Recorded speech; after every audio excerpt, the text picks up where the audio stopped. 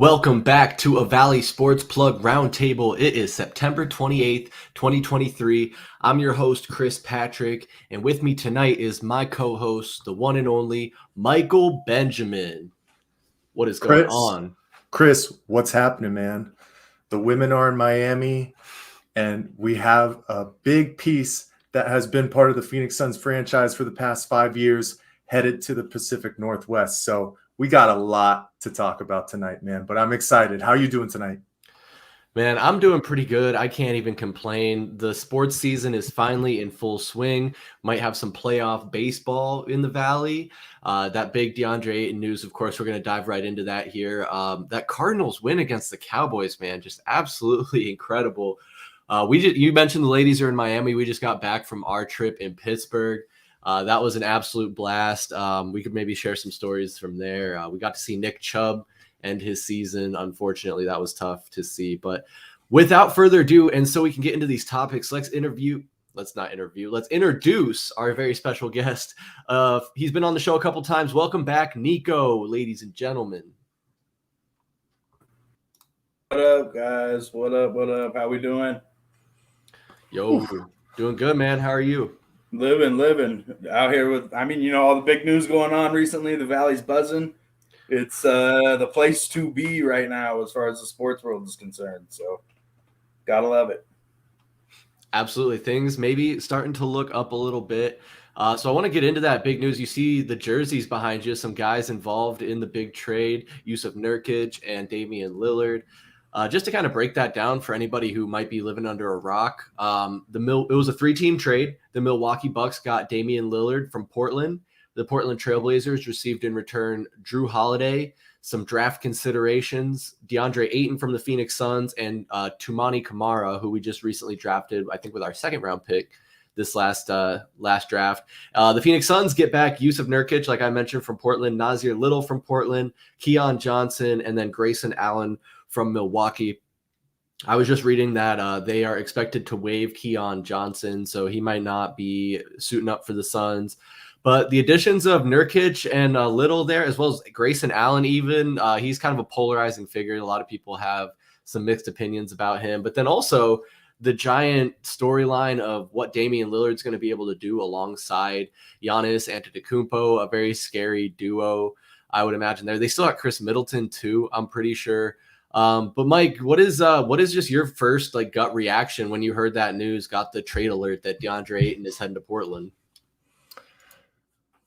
I got to take a deep breath just to start, right?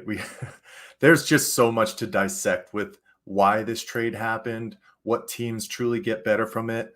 But when I first heard the news, I was in a little bit of a blender, guys. To be honest with you, I was leaning either way. There's positives and there's negatives that come from it, and I know we're going to get into it. So I'm going to just be straight out front with it. We're going to dive into it a little bit more. I know it. But I'll be honest with you, and it might be a hot take. I think the Phoenix Suns got better by getting rid of Deandre Ayton. And that's where I'll leave it, and I'll let the floor go to somebody else before we dive into it. Yeah, I mean, that's a great point and great place to start. Niko, would you say that it was a good move by the Suns to get rid of Ayton, and is Nurkic enough of a return there? I say it's getting better by subtraction, which kind of really stinks to say about somebody that you spent a first-round draft pick on. But it really is. It's addition by subtraction. We added depth, which we desperately needed. As we've mentioned before, I was a Portland Trailblazer season ticket holder. I was there for Nasir Little's rookie season.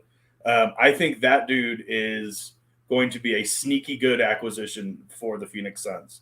That's a 3-and-D defensive wing that I think is completely undervalued as far as just him personally as a player. And I think that the Suns got a steal out of that. Grayson Allen, like you said, polarizing figure. He's one of those guys like Pat Bev where you love him if he's on your team, but you hate him when he plays for the other team. So get ready to see a bunch of kids walking around with Grayson Allen jerseys because I have a feeling that's going to be on the way. I think we got better, which I do think is a hot take. Because we did give up at the end of the day, man, a 25-year-old center that still has some room to grow. It'll be interesting to see what Portland puts together, because I really think that they blew it on this trade. You traded Damian Lillard, and you got a couple of first round picks from 29 and 30, and then Deandre Ayton, and you traded not just like a superstar, but I mean, this man's been loyal to Portland since day one. Has come out and said that he's not going to go anywhere. He's not going to test free agency. He re-upped on trust that the organization was going to build around him. And Joe Cronin and Neil O'Shea blew that. Both those GMs are responsible for the fact that Damian Lillard is not a Portland Trailblazer. And I think that the Portland faithful need to look in the mirror and understand that we need to thank and appreciate Damian for what he did for the city and the basketball team, and just hope that if it's not the Suns, man, I do hope that it is the Bucks, because I want to see Dame get that ring. Oof, wishing the Bucks get a ring for Dame. Now that might be the hottest of takes. That he's just leaving us right on that.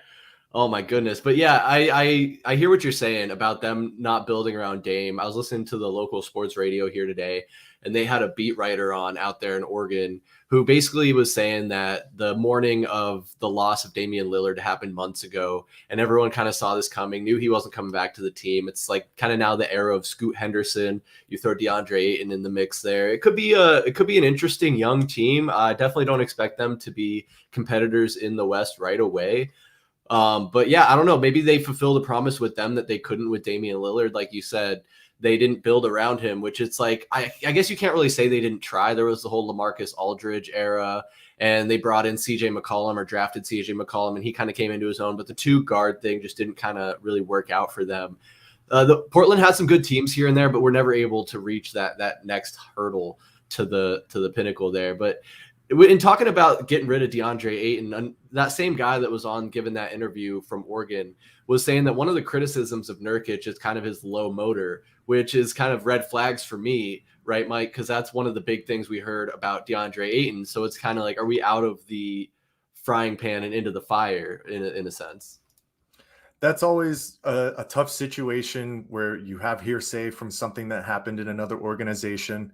I think you have to look at it as a fresh start for all of these guys, right? Jusuf Nurkic is coming into a brand new scenario after having plenty of injuries over the past 5 seasons. I mean, he hasn't played 70 games since 2018, 2019. You know, you talk about his compound fracture, plantar fasciitis, his wrist injury. The guy has been through the ringer when it comes to injuries. But the same way that we can look at for DeAndre Ayton, this is a breath of fresh air for them. And if you talk about Nurkic coming into this scenario, you're coming to a title contender. So you should automatically have the energy and the effort that is needed, to the point where we continue to question that from DeAndre Ayton after our finals run, right? You know, we have to give DeAndre Ayton props for what he was able to do and take those next level steps in those 2 months during that run in 2021. But he just was never able to match it. And we know what happened with Monty Williams, the fighting on the sideline. And one of the big things that I look back to, guys, is Game 5 in Denver, where a similar scenario happened. And it wasn't even just towards Monty Williams from DeAndre Ayton. It was towards the big two. It was towards Kevin Durant and Devin Booker. So overall, when you come back to this, I'm still in the same boat with Niko, where you say you get better because of addition by subtraction. You didn't get better by the players you truly added, right? You do add depth, but Jusuf Nurkic is a step down. We know that. If you're a basketball fan, you understand that, especially for an injury-prone type of guy. But it was really just that time for both parties to go their separate ways and get a fresh start. Because for the Phoenix Suns, man, it's this year or next year and bust. And we have 5 years of knowing what kind of player DeAndre Ayton was, even when the culture started to shift and we still had those type of questions. So I'm going to give Nurkic a grace period here to show that he's ready to do it. But I think it shouldn't be a question right now until he gets into, you know, the system. He's going to have to understand that he's going to be a 4th or 5th type of option when he's on the floor, depending on how they stagger those lineups. But if he's a starter, you know, he's going to have to do the little dirty things, get in the screen and rolls, find those guys off of drives, and whatnot. And it's going to be interesting to see on the defensive end as well, because we know we're going to have to make some adjustments because we're not going to be able to switch like DA used to. But I just think the biggest thing at the end of the day was the morale between both the team, everybody in that organization, and the big time players and Deandre Ayton. Everybody was ready to step away and get that breath of fresh air, like I said. I do agree with what you guys are saying about it being addition by subtraction. I think DeAndre Ayton wants to be a focal point of an offense. He wants to have the guy being the ball with having the ball in his hands and doing the scoring. It seems like he gets a little disinterested if he's not getting involved on the offense. And that was a storyline that kind of kept coming out. It sucks though, because I did see like how good he was doing with the Bohemian national team. And I think all of us kind of hoped that DeAndre Ayton would take that next step and have that growth and maturity. But it just seems like the consensus is that he's just that low motor guy that doesn't want to work hard. And we need those guys that want to be or are capable of playing that role, being the fourth or fifth option, like Nurkic, like Grayson Allen. I think there's going to be times in this season when Booker's double teamed, Durant could be double teamed, and that really opens up the floor for guys like Grayson Allen to knock down open shots and things like that. What was like your biggest takeaway from the trade, Niko, as far as which team might be the biggest winner here? I mean, it's hard not to look at Milwaukee and say they automatically got exponentially better. I mean, Damian Lillard, no offense to Drew Holiday, who is one of the best defensive point guards in the league. Damian Lillard is, top 75 player of all time. I mean, the man has a jacket to prove it. So it's hard to say the Bucks didn't get ultimately better. I will go out on a limb, though, and say that I do think that the Suns improved the most out of this trade. I think it added depth, which was sorely needed. I think that Jusuf Nurkic is going to provide something that DA didn't. Nurkic is one of the best passing big men in the league. If you watch what he does with the ball, the way he was able to find CJ, the way that he was able to find Dame on plays that, like, in the arena, you didn't see it. I think that adds a massive adjustment to our lineup. You put the ball down low, let Nurk get that big body on him, and then Nurk sees a behind the head pass to cutting KD, we're going to be on ESPN all day long. So I think that does make our team better. I think the depth makes our team better. I think the biggest thing is not the flashiness of this trade for us. It's the fact that we got defensive reassurance in this trade. Nurkic is a decent defender. He's not a great defender. He's a decent defender. Grayson Allen and Nasir Little, both those guys are good. If not, if you want to talk about Grayson Allen, a great perimeter defender. I think that we got better exponentially on the defensive end of things. So we're not necessarily just a watch the other team go score and then we're going to outscore them 160 to 140 team. So. Yeah, I think definitely adding that defensive presence is going to help us and going to go a long way. Mike, are you sad to see the Toumani Camara era come to an end so quickly? It was so short-lived, man. I can't believe it. To an extent, yeah. He was a promising second-round pick. We were going to have to build our G League team around him as well, since it sounds like we're finally going to be getting one back. We had those two-way guys like Saban Lee.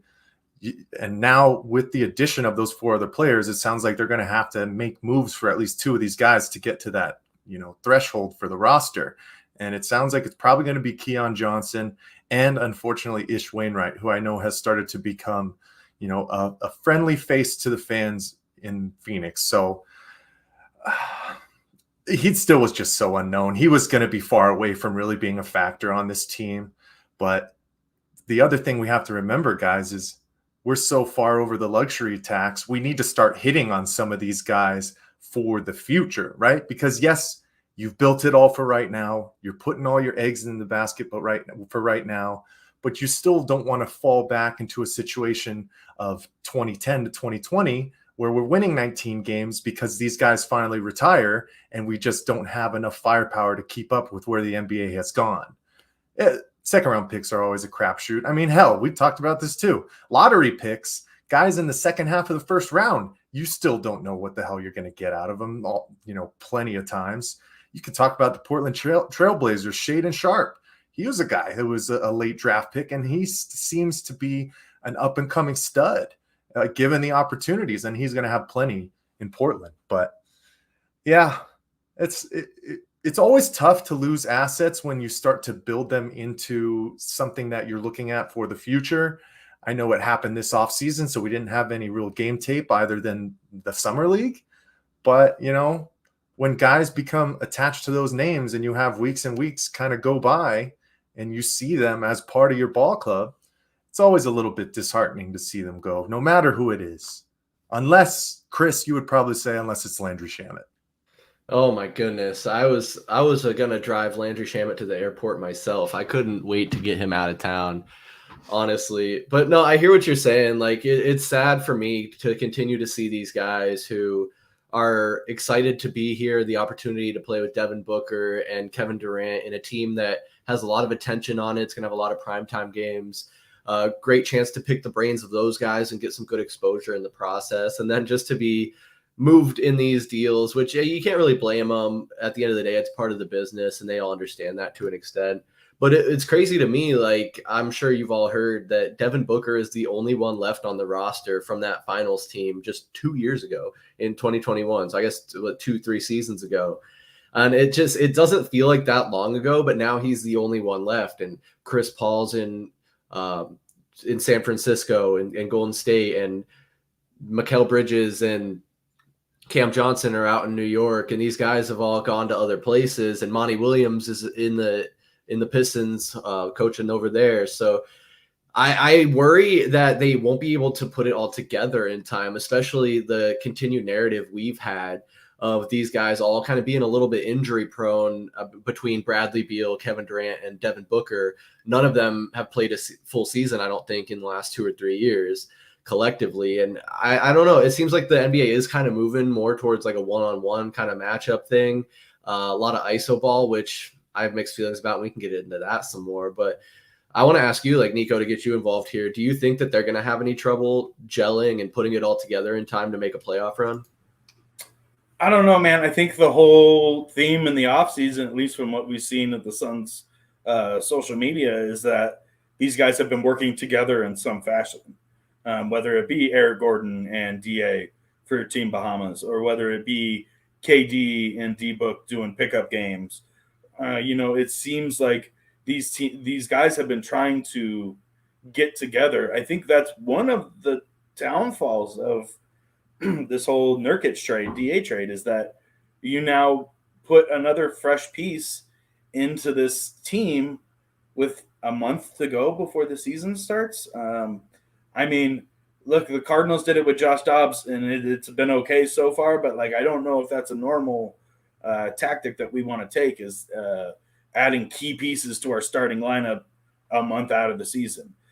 So I do worry. At the end of the day, these guys are premier basketball players. We're talking about some of the best players in the world, specifically on this Suns roster. So, if they can't figure out how to get it together, I have faith. It may not be a month. We may be 2 weeks into the season going, what the hell is going on? But they'll get it together within probably that 6-week span. Yeah, I want to jump on this one as well. Guys, the first preseason game is on October 8th. So we're talking about just a couple of days away before this newly formed team is on the floor together trying to figure things out. But yes, a lot of these guys have tenure within the league. That's a beautiful thing. Even these 1-2 year signings with Keita Bates-Diop, Yuta Watanabe, you can talk about Eric Gordon. He's been a veteran 12 plus 15 years, whatever. So these are guys who have been on plenty of rosters and seen the movement. I think one thing to be cognizant about as well is I feel like it's always a bit harder to get things really fleshed out on the defensive end comparative to the offensive end, especially when you're talking about superstar players and guys who can just put the ball in the bucket like a Bradley Beal, Kevin Durant, and Devin Booker.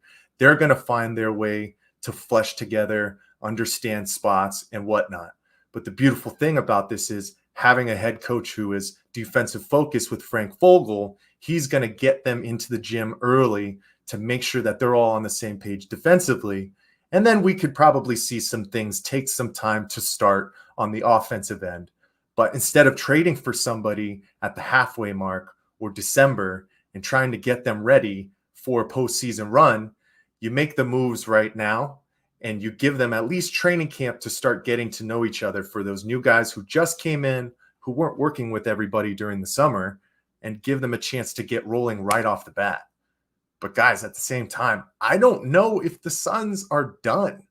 They might not be, which is crazy to think about it. The amount of moves that they made this offseason, and to pull this one off a week before training camp, you just never know. You know, you've heard things like TJ McConnell. I think the biggest shoe to drop as well, he's not coming here, but Drew Holiday. How does that factor into him going to a contender in the West? That's where, I'll pass it over to you, Chris. That's where some of the trade maybe didn't make sense from a standpoint for the Phoenix Suns to not be able to get Drew Holiday from it, right? Yeah, I don't know. That is a lot of guards that you end up having to feed if you get a Drew Holiday as well. It is enticing though, because he's a hell of a ball player. I'll tell you what, guys, all these moves that the Suns have made just absolutely have my head spinning. I was talking about these young guys they keep cutting, and everyone wants to be here, so it's kind of, we're spoiled in that regard. I also heard that Eubanks and Nurkic have a little bit of history and some chemistry together. So that could bode well for us, them already having that familiarity, as well as if Nasir Little comes in and gets playing time. But the Suns continue to just be so deep. It's hard to imagine, you know, how many of these guys are going to get significant minutes, especially with guys like our big three, if you'll call them that, in Booker, Beal, and Durant, where they're all going to pretty much command 35 to 40 minutes plus, depending on their health and the game and the situation, obviously. It's crazy, man. I'm super optimistic. And I agree with everything you said there, Mike, as far as them getting the moves done now to have the time for them to build that camaraderie where they can work out those kinks. And it doesn't have to be a historic win record breaking season. They just have to be able to get a decent playoff spot, build that chemistry, and stay healthy is my biggest thing. It's something I think we see so much in sports these days, and it's maybe for better or worse with more precaution towards player health and safety. But guys that just seem to miss a lot more time than they used to, and I don't really want to go down that rabbit hole because I don't know enough about it. But well, maybe that's why the Suns made all of these different signings in the offseason. They're all insurance policies, man. You're onto it. I think you're onto it. Dude. That's what it is. We can't lose all of them. They can't all be but now you got what you look at. We got 6 to 7 guys who are between 6'2" and 6'5". Bradley Beal hasn't been able to play a full season for a long time. Maybe Grayson Allen is going to be able to get more minutes now coming in. At some point, if Eric Gordon stays healthy, he'll slide into that starting lineup. You know, we can almost factor in a hamstring injury every year where Devin Booker misses a month. Same thing. Start sliding those guys in. Maybe you get bigger, give Nasir a little bit more minutes, a little bit more run. And now I think one of the biggest things that flew under the radar for us was the signing of Chimezie Metu. When you looked at the roster and you said, why did we need to sign another big guy, especially after you brought in Bol Bol? Because you talk about the promise that Drew Eubanks has, and we know that Bol Bol took a nice step forward last year with the Orlando Magic. Where's Chimezie going to fit in? Dude, they've been trying to move DA for a long time. They've been trying to move him since the offseason, since the playoffs ended. I could promise you that. I don't know front office people who are going to tell me that and who are really going to tell anybody that. But you can read the writing on the wall, man. This has been going on. The Deandre Ayton saga has been going on for the past 2 years. At some point, the well runs dry, and you have to move forward. And I know a lot of people were excited to see what Frank Vogel might have been able to bring out of Deandre Ayton.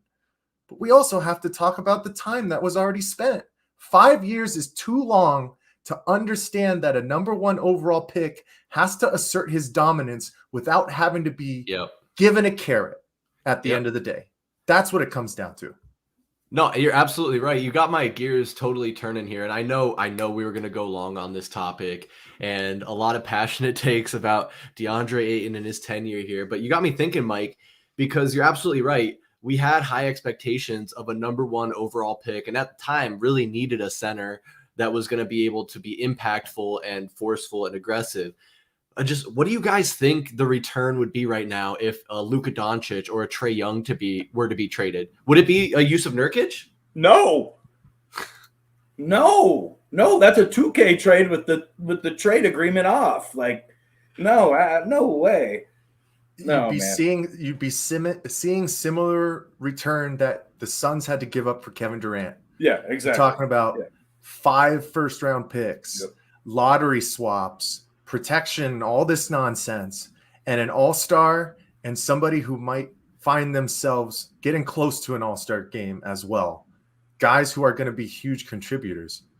I mean, for Deandre Ayton to only scrap out what at the end of the day, Milwaukee had to give up even more picks, right? And they only had to give up Grayson Allen and Drew Holiday in regards to players where, that's a big hit for the Bucks. I mean, the Bucks are going to take some time to get things moving, especially on the defensive end. But to see that return for a number 1 overall pick, it's kind of crazy at the end of the day. But and this is a great question for you guys too, right?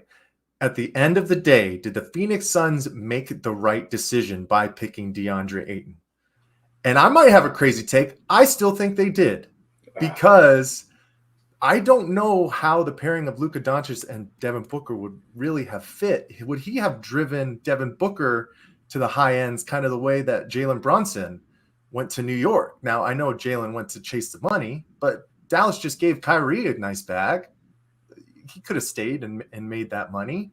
And we know he kind of has he might rub some guys the wrong way. So I don't know. I still think I would take a finals run within his first 3 years of a career and fit with Chris Paul and start to change this culture over than taking a Luka Doncic. But maybe that's because I'm just a homer, and maybe that's because I just don't like Luka Doncic that much. But love him as a player, don't love him as a guy. I don't think you're too far off base. And Niko, I want you to take this next, but I just had to interject here real quick as I'm doing some quick on-the-fly research. Luka was taken 3rd in this draft. I don't know if many people remember that. Marvin Bagley III was taken with the 2nd pick. Jaren Jackson Jr. with the 4th. Now he's kind of worked out for the Grizzlies. He's a double-double machine, and wouldn't really mind having him in a Suns jersey. But he's grown into that. Kind of like we expected Deandre Ayton to grow into his role, and he just didn't. Then Trae Young was taken 5th. And then in that same draft, you have Mo Bamba, Wendell Carter, Colin Sexton, Kevin Knox, Mikal Bridges, the guy we got. All great, all good players, good kind of role players, but not like those transcendent talents that Doncic and Trae Young have kind of become known to be. But a guy that I think would have been interesting, who's kind of starting to be in that air of conversation, is Colin Sexton. I'm sorry, not Colin Sexton, Shai Gilgeous-Alexander, excuse me. That guy is impressive in what he's done with the Oklahoma City Thunder, taking them to the playoffs last season when nobody thought they had a chance. But I don't want to sit here and do the what coulda, woulda, shoulda happened. We're talking about Deandre Ayton, number 1 overall pick. Mike, I'm kind of leaning towards agreeing with you that it was the right choice for us at the time with the knowledge that we had, especially the local ties, him going to the University of Arizona. But what do you think, Niko? Yeah. So obviously with this hat on my head, I have a biased opinion about any product that comes out of the University of Arizona. I felt like even then that was a move to satisfy the Valley. That was a move to put cheeks in seats at the end of the day. It didn't matter if Deandre Ayton was the best player or not. It was a top 5 pick from U of A. End of story. I think that the Suns were destined to pick that. Now, I'm not going to sit here and tell you that I thought Trae Young was going to be the answer either, because from what I saw from Trae Young, I went, oh, this dude just wants to be Dame, and I don't know if he'll ever have that. Luka's the only one that I'm butthurt about. And I do think you make a valid point, Mike, in the fact that we don't know what that backcourt would have shaped up like. Do I think that there would have been enough like ball handling between the two of them to handle it? Yeah. Do I think that we go to the, like, we're talking like NBA finals 3 years in? I don't know if we have that with Luka. I also don't think we make the move for Chris Paul, which I think was vital for our finals run. So I do see where you're coming from. I've always stood on the side that Ayton was not the pick we needed to make. As a matter of fact, I even think I wanted Marvin Bagley at one point, which is crazy now. yeah.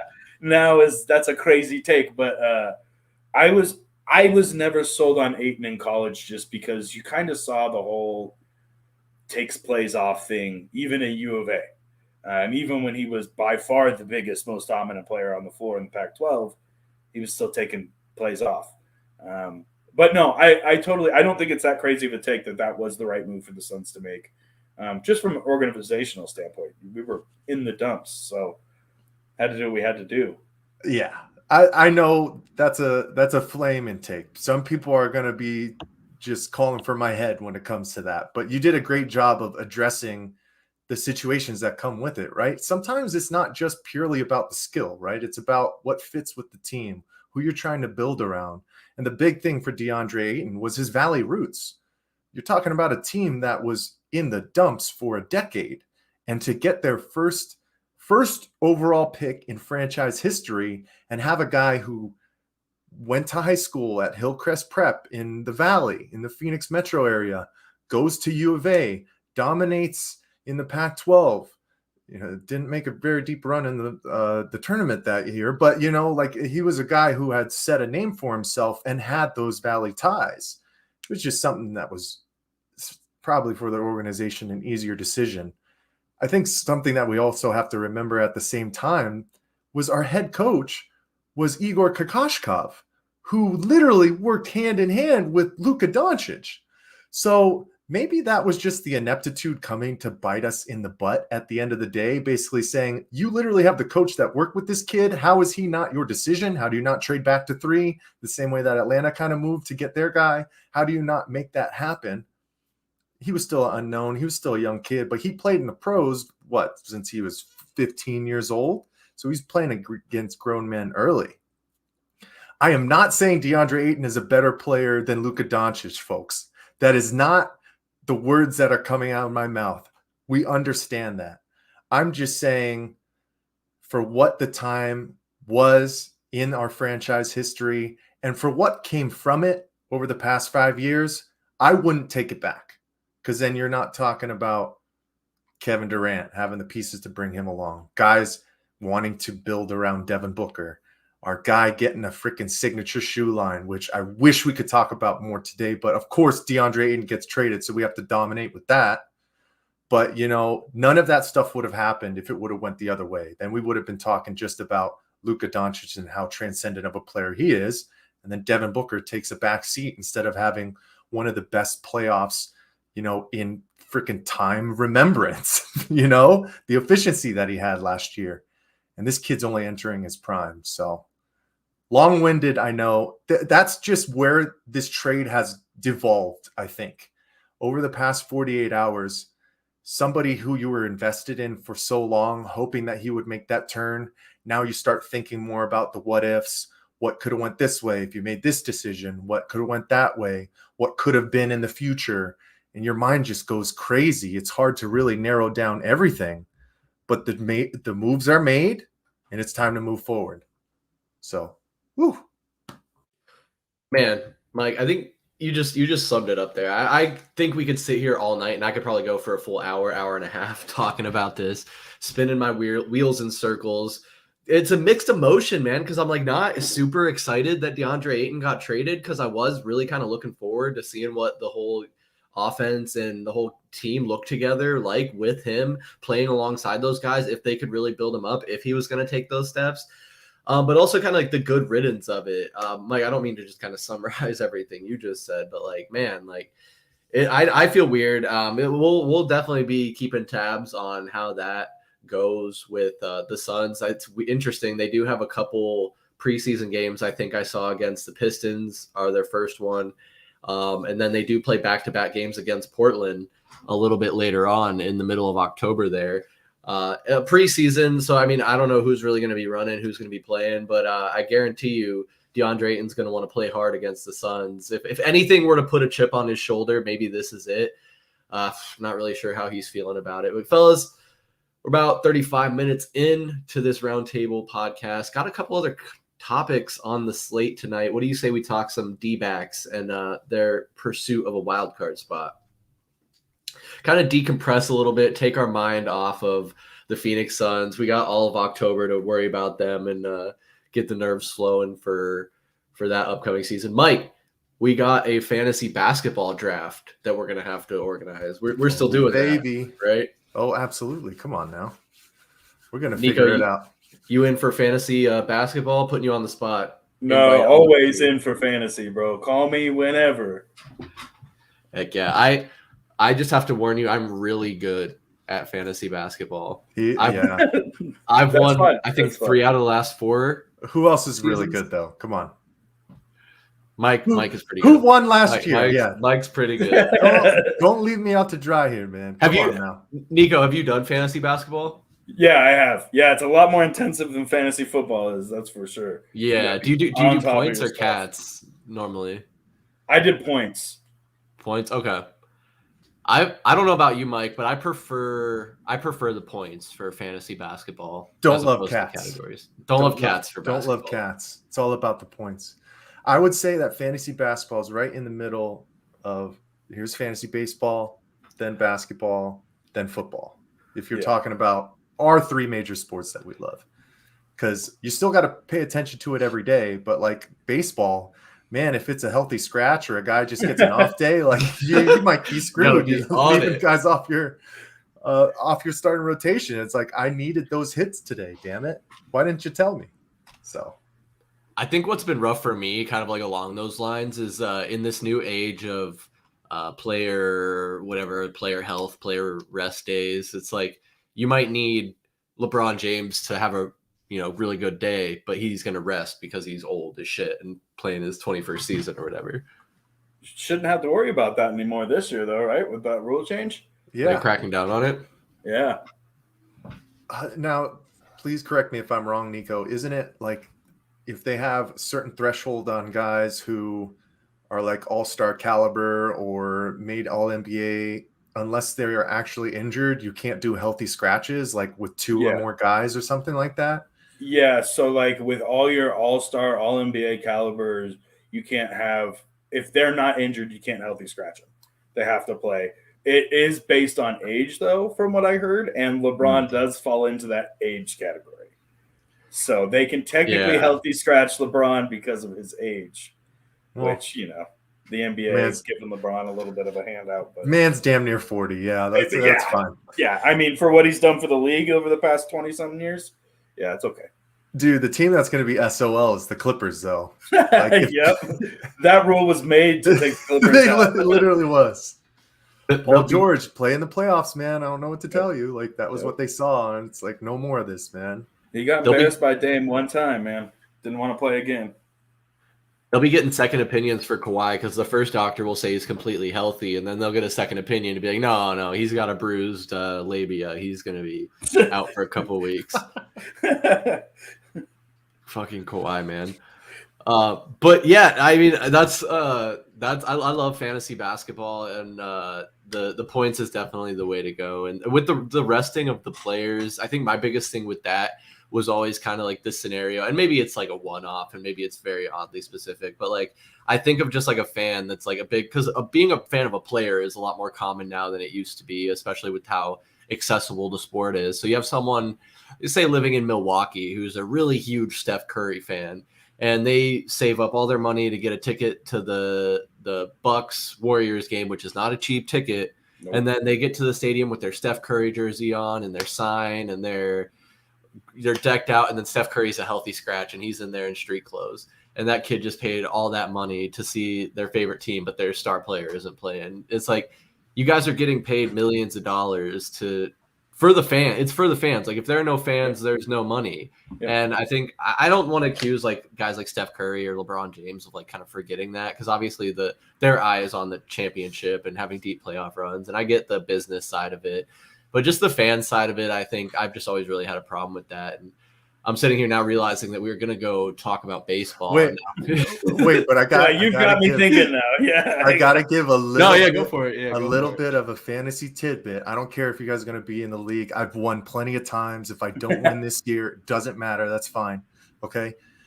Now with the other rule changes that have come into play with the awards, the all NBA teams, guys having to have to play, 65 games a year.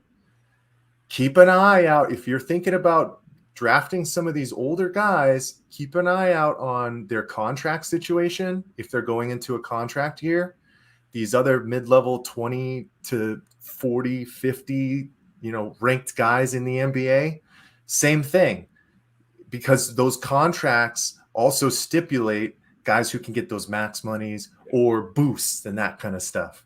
So guys are going to want to make sure that they're out there as much as they possibly can be. And when it comes down to basketball, like you said, Chris, availability is what wins you leagues. Guys who are playing all the time, getting you points.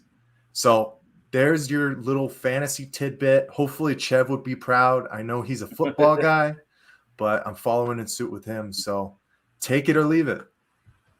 There we go, Mike. Then maybe that's a segment we can add real quick to Pass the Outlet, is like our fantasy basketball advice and guys to keep an eye on and keep track of.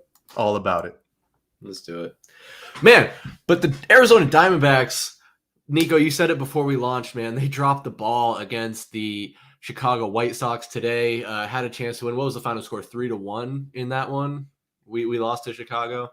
Man, so we're at 84-75 for the season. Phillies have secured their wild card spot. So now I think, is it three total wild card spots to get taken up?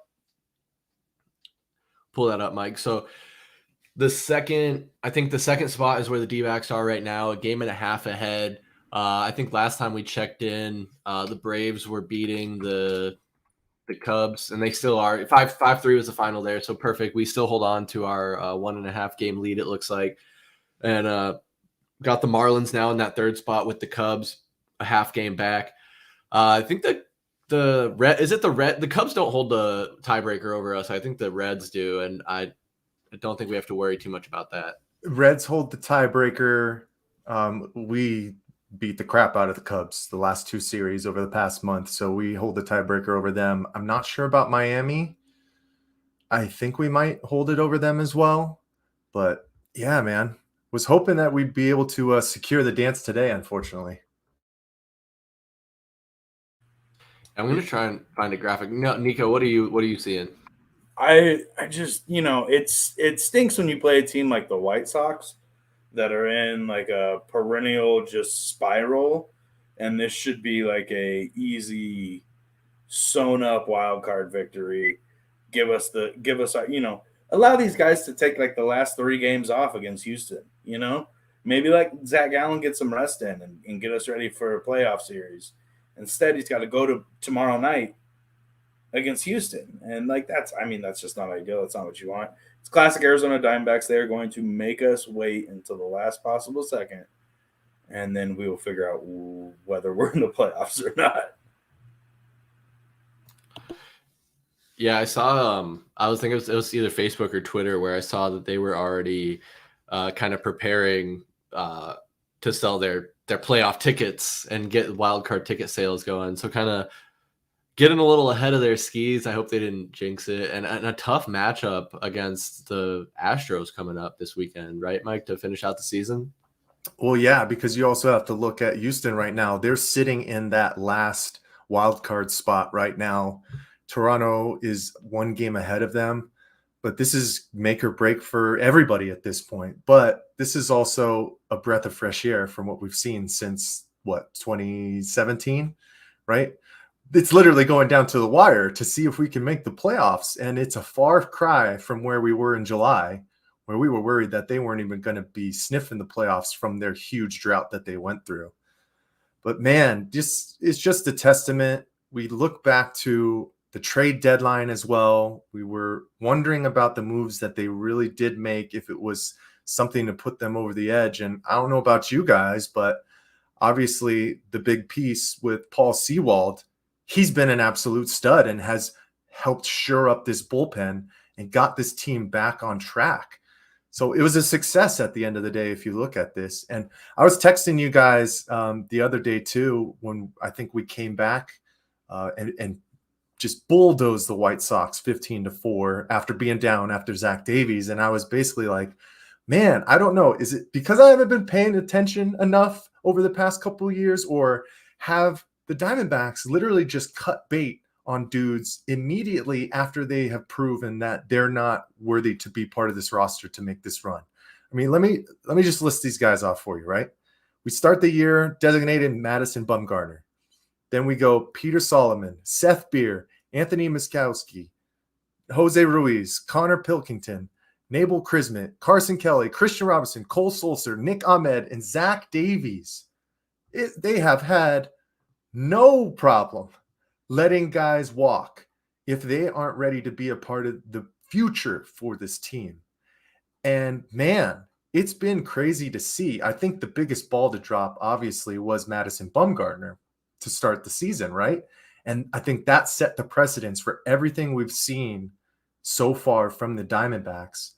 And the last thing I'll say, guys, is I have faith they're going to be able to scratch out one of these games against the Astros and secure that playoff spot. But damn, man, has it been a wild ride so far? The ups and the downs.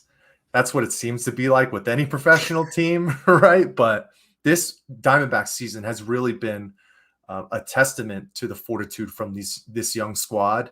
And you got to give props to this bullpen over the past month and really getting us to a point where, you know, we might be frisky, as Tom would say, risky and frisky in the playoffs, man. It's just where we want to be.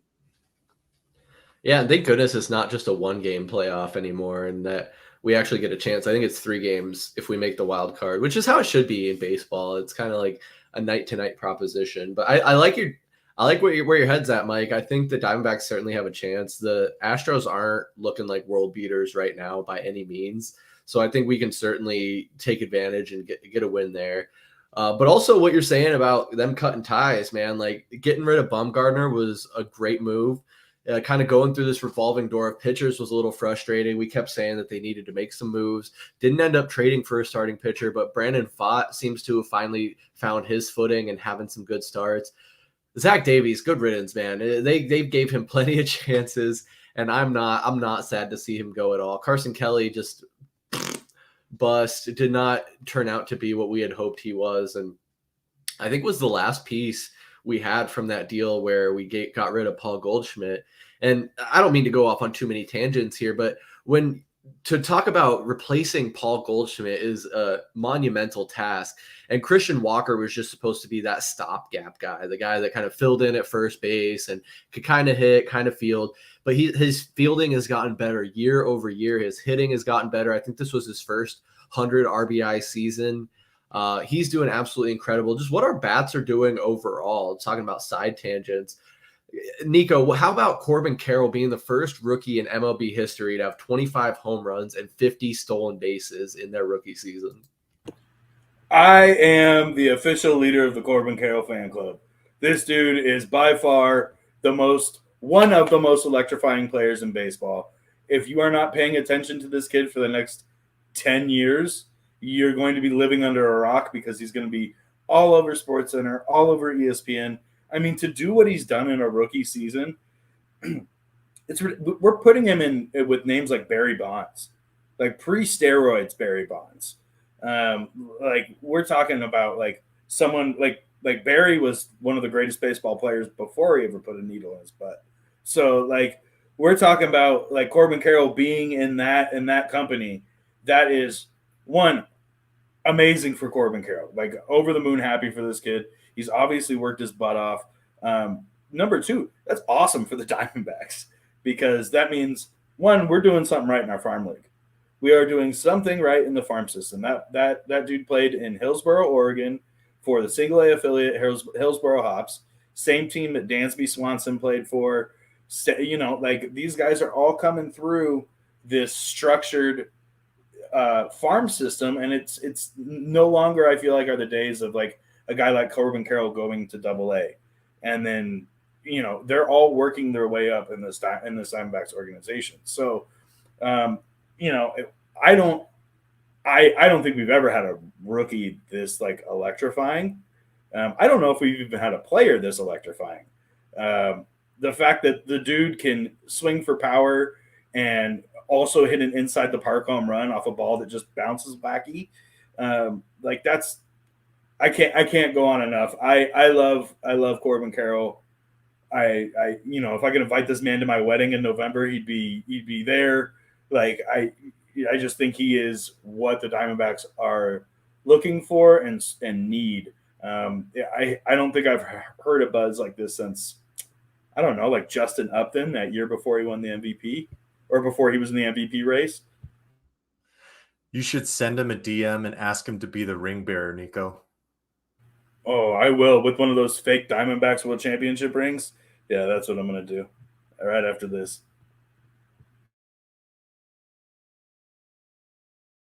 But I think that's a good point, too, that you talk about the farm system and the success that you're seeing from it as well. I mean, you talk about Brandon Pfaadt, man. He struggled. If you look at his numbers this year, he's only 3-9. But he has had a really, really good second half of the season ever since his call up. Had another shutout. Was it two games ago? 5 2/3, only 5 hits, 8 Ks. He's been strong. I think if we come down to a 3-game series, he's going to be that guy that they call upon after Zach Gallen and Merrill Kelly. So the one tough situation, I think, in regard to that as well, though, is some of the struggles that we've seen with Jordan Lawler since his call up and after the designation from Nick Ahmed. I mean, I'm kind of scared to pull up his stats, guys. It has not been great. I mean, he's batting 148, 27 at bats only, though. So, like we had talked about with him, though, it's not going to just be the impact that he makes hitting the baseball. It's going to be, can he continue to make good fielding plays? Can he do what he needs to do to fit in with the culture right now? And then we'll give him the grace period till next year. Everything that's happening at the end of this season, I don't know. I might pass this over to you, Chris. Are you still okay with giving Jordan Lawler the call there instead of just rolling with Nick Ahmed to the end of the season? Because I think he was off a contract after that anyways. I'm okay with it. I don't know about you. Yeah, we were giving Nick Ahmed a lot of money and for his services. We knew this was his last season, and with Jordan Lawler in the wings, I think it makes sense to bring him up, especially when you have such a young core, to have him grow with those guys like Corbin Carroll and start to build that rapport. It's a gregreat question, Mike. Honestly, it is, because his bat isn't necessarily where we need it to be, but he has made some good plays defensively. And Jordan Lawler is a good defensive player, as was Nick Ahmed, don't get me wrong, but a little bit older, not going to be a part of this team's future. I don't know. It's a great question and one we might be wondering about. I think the biggest thing for me is just we want to compete this year. Yes, we want to make a wild card. We want to have a run for it, but we know that this isn't our World Series team. Cinderella story. I'm all for it. Let's go for it. Let's try.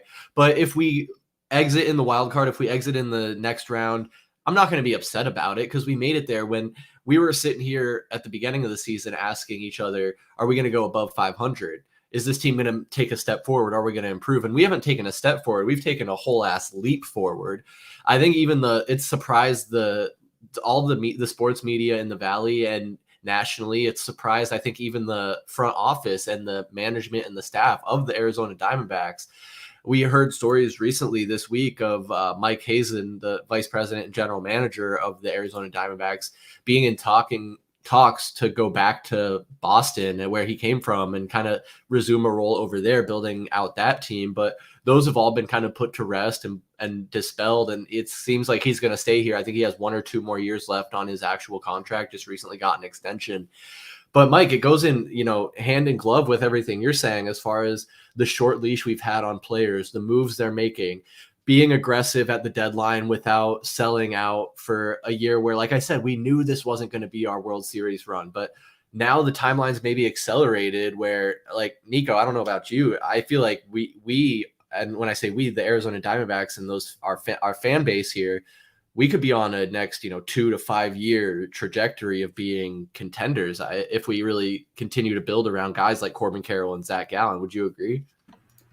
Yeah, I think it's very funny how the tone changes because we were sitting here all together on a roundup right before the trade deadline talking about how we felt like the Diamondbacks needed to make a big splash. and that there needed to be a big acquisition. And then I think when we all saw what the Diamondbacks did, I think we all kind of went, okay, I guess that works. We did what we could. We got some help, but like it's nothing astronomical. And then what has it turned out to be? But like Tommy Pham single-handedly winning games and Paul Sewald walking the door, which makes me eat every word I've ever said about Mike Hazen. So yeah, I do think that like if you look at this team, they are built for probably a 5-year stretch of some pretty good baseball. I still think that we have some areas that we need to shore up. I think starting pitching is one of our glaring weaknesses. We can't go into a 167 game season and have bullpen like starting pitchers. Well, now like 2 bullpen games. Yeah, every 5 days because Zach Davies is gone, right? Exactly. Yeah. So I think that that's like our biggest glaring weakness. I think luckily we are like pretty shored up like in our farm system that if we want to, if we have a hurt at a position, we have guys that we can kind of just pull up, which is a nice like luxury to have. But yeah, I do. I think that like, man, you hit it on the head, Chris, is that nobody was expecting this. Like nobody expected the Diamondbacks to have the season that they had. Before I moved back to Arizona, everybody in Illinois was like, man, the Diamondbacks, that's kind of crazy, huh? A little bit of a fluke. And, I would be lying to you if I said that I didn't agree with them, because I sat there and went, how are we in this? How are we in this position in the first month and a half of the season? So yeah, I do. I think that like the tone on it has changed, is that like, I'm completely okay with 95% of our roster right now, all of a sudden, which at the trade deadline, like there wasn't a guy that, besides Corbin, Carroll and Zach Gallen and Gurriel that were off limits. So I think that list has kind of changed a little bit. Yeah, Gurriel was a great acquisition. And Mike, I want to ask you, aside from, I think, Gallen and Carroll, who we all kind of had high expectations for as far as production on this team, who do you think has really been the catalyst for this team's success in being on this push towards the playoffs? I mean, we're looking at guys, I think, off the top of my head, like Miro Kelly and Christian Walker. What do you think? Yeah, it's Christian Walker, guys. Like the guy has been a stud. 33 home runs, hitting 261, over 100 RBIs. He just seems to have, a hit when you really need him to. Kind of like how Tommy Pham has done over the past month, right? That was a perfect take, Niko. The guy has single-handedly won us some games to keep our momentum going. I think one of the other guys that flew under the radar, who was undeservedly not picked for the All-Star game, was Ketel Marte, the most tenured Diamondback, either than up to the point Nick Ahmed, a guy who finally has gotten to find his home at second base instead of being switched back and forth. And he's been a stud this year too. 25 home runs, 82 RBIs, hitting almost 280, still makes stellar plays in the field. And it's just been a team guy and who has rode with us for a long time. And that's where you start to build culture, right?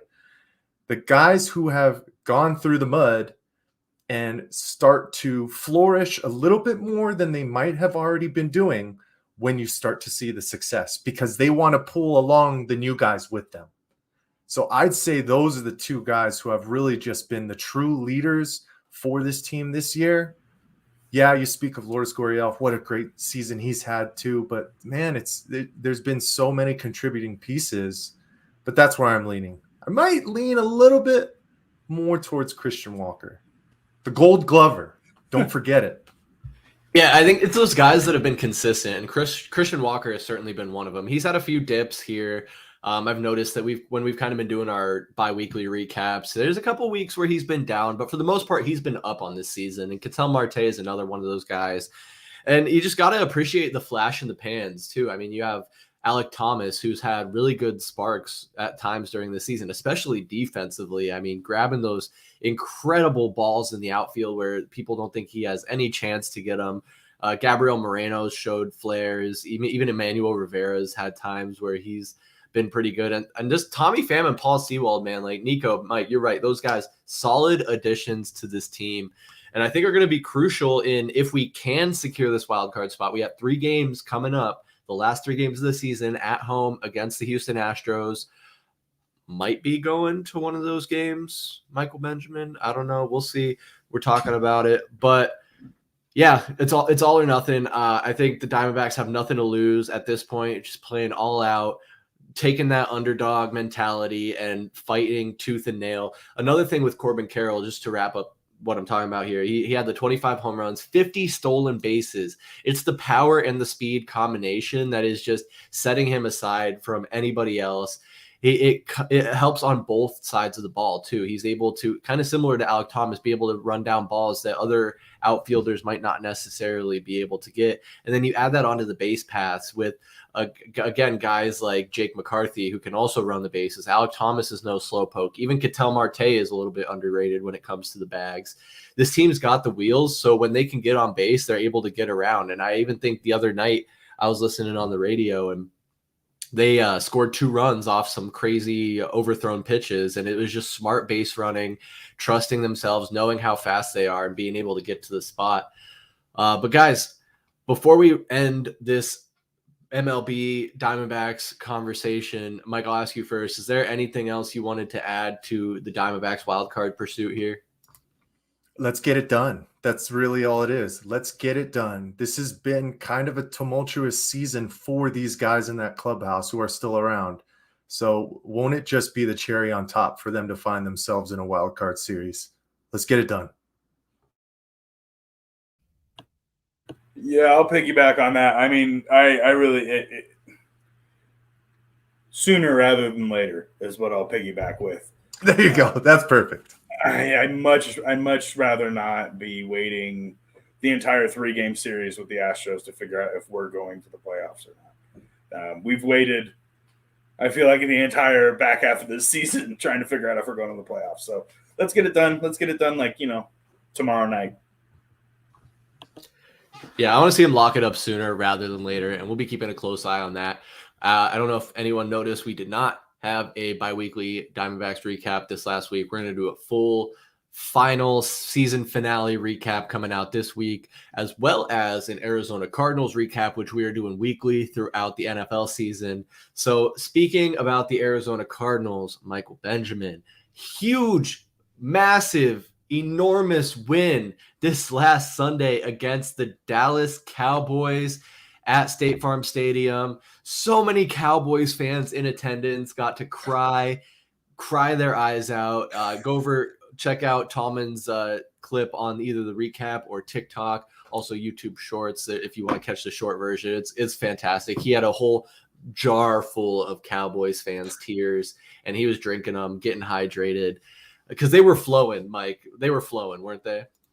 I loved it, man. All over TikTok, all over social media, you got the Cowboys fans hitting their TVs. I remember seeing one where this guy's wife had bought a Cowboys cheerleader uniform off of Amazon, and it was like before the season started, and the Cardinals had just scored. They were up 9-0, and he told her, "Get in the room, put it on, put it on. If you don't put it on, I'm blaming you." And she never put it on.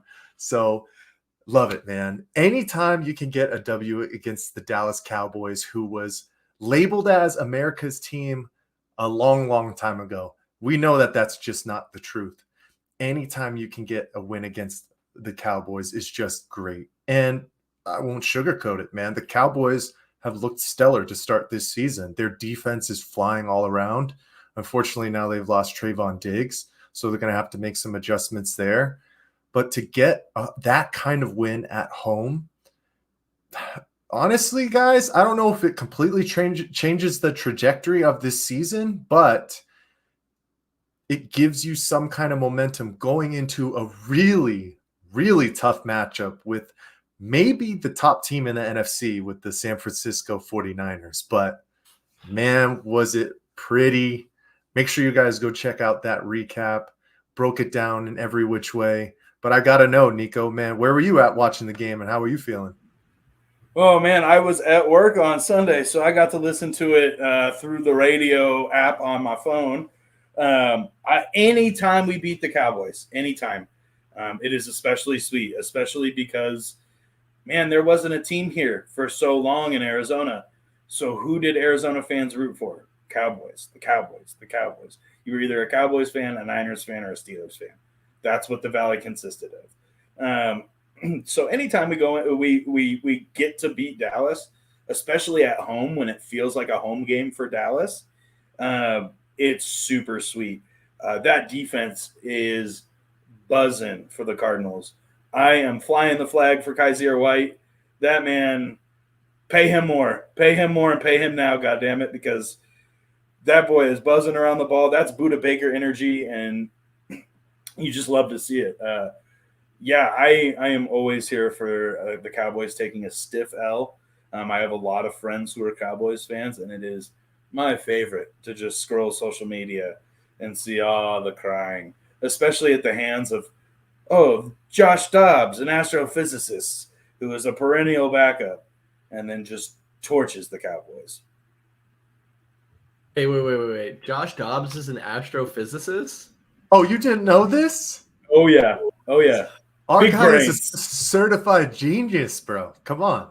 Big brains. Unfortunately, they weren't selling his jersey in the team shop. Did you see that? I saw that. Oh, no. You can't catch it. You can't have us catch a huge W after people were marking us off on going 0-17 and have the starting quarterback. Yes, I know he's been here for what, a month now, maybe.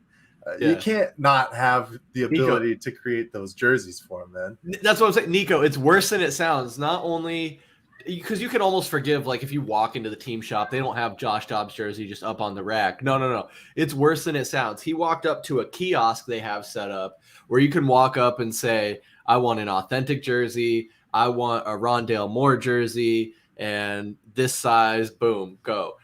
And he walked up there and they had every player on the team except Joshua Dobbs. Luckily, it seems like they remedied that situation. You can now go and get your Josh Dobbs jersey from the pro shop and represent. I like Josh Dobbs, man. He's really, really growing on me, man. And like, I liked him. Niko, I don't know if you know this or if you remember this. I'm a little bit of a Steelers fan. I was kind of born and raised to be a Steelers fan. No how would anybody not know that when we just went to Pittsburgh? I had no idea with all those pictures from Heinz Field. Acrisure or whatever they call it now. I'm surprised. Field. It's always Heinz Field. It's always Heinz Field. It's like Bank One Ballpark. I normally have a terrible towel up here with me, but it's funny. I want to get into that a little later on, maybe to close out the stream here. But I had Mike waving a terrible towel. I had all the boys waving terrible towels up in Acrisure Stadium. They got caught up in the vibe of a true playoff atmosphere. Not playoff atmosphere, football atmosphere where home fans are rooting for the home team in their stadium. We don't really get that with the Cardinals so much, especially when they're not doing as well. I mean, the Steelers are not perennial like powerhouse team right now, but they're still able. Anyway, I'm not going in on that. You're not supposed to air out my fucking dirty laundry, Chris. What the hell is wrong with I you? should have gotten a video. I'm surprised I don't have a video of like. I have a Bears towel that I whirled around during the Cardinals game. So you're not the only one. All right. There you go. There it is. Oh no, he's got it with him. La toalla terrible. Okay, that one's cooler than the original. I'll give you credit. Yeah, I had to get a cool one, man. I wasn't just gonna get a plain old freaking yellow one. Come on now. Wait, so do they sell different terrible towels? I know this is way off topic, but like they sell like 20 different types, man. Bro, I thought you just got a yellow towel as you walked in the door, and they were like, "Hey, welcome to Heinz." What do you think this is? 2003, dude? Yeah, I guess teams probably aren't giving out free shit anymore, dude. Look at this jersey, bro. It's 2003. Speaking of that, this is the stream of getting me off topic with the shit you guys are saying, but I remember going to the Diamondbacks games when I was younger, and you could buy those thick, like laminated, like nice programs for $5. And it had I collected those motherfuckers. I wish I still had any of them. My parents might. They're kind of low key hoarders. Love you, mom and dad, if you guys are watching. But no, the Cardinals win against Dallas was just absolutely incredible. Mike, I think you had them at 1-3 or 1-2 at this point in the season. You thought it would have come against the Commanders, but it ended up coming against Dallas.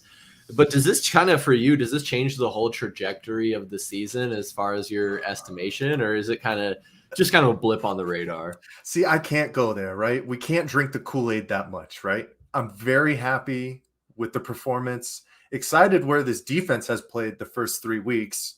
I know Tallman even said, I mean, if you think about it, and you did too, Chris, single-digit losses in our first 2 games. We lose by 3 points and 4 points. And we have a big collapse against the Giants. Unfortunately, we've seen that plenty of times with the Arizona Cardinals, but this team still has pieces to fit in. Like, we're a ways away from being any kind of competitors, but does this mean we can have more wins than what we thought? I'm drinking the Kool-Aid just a little bit, man, but now we have a real test once again coming up with the San Francisco 49ers.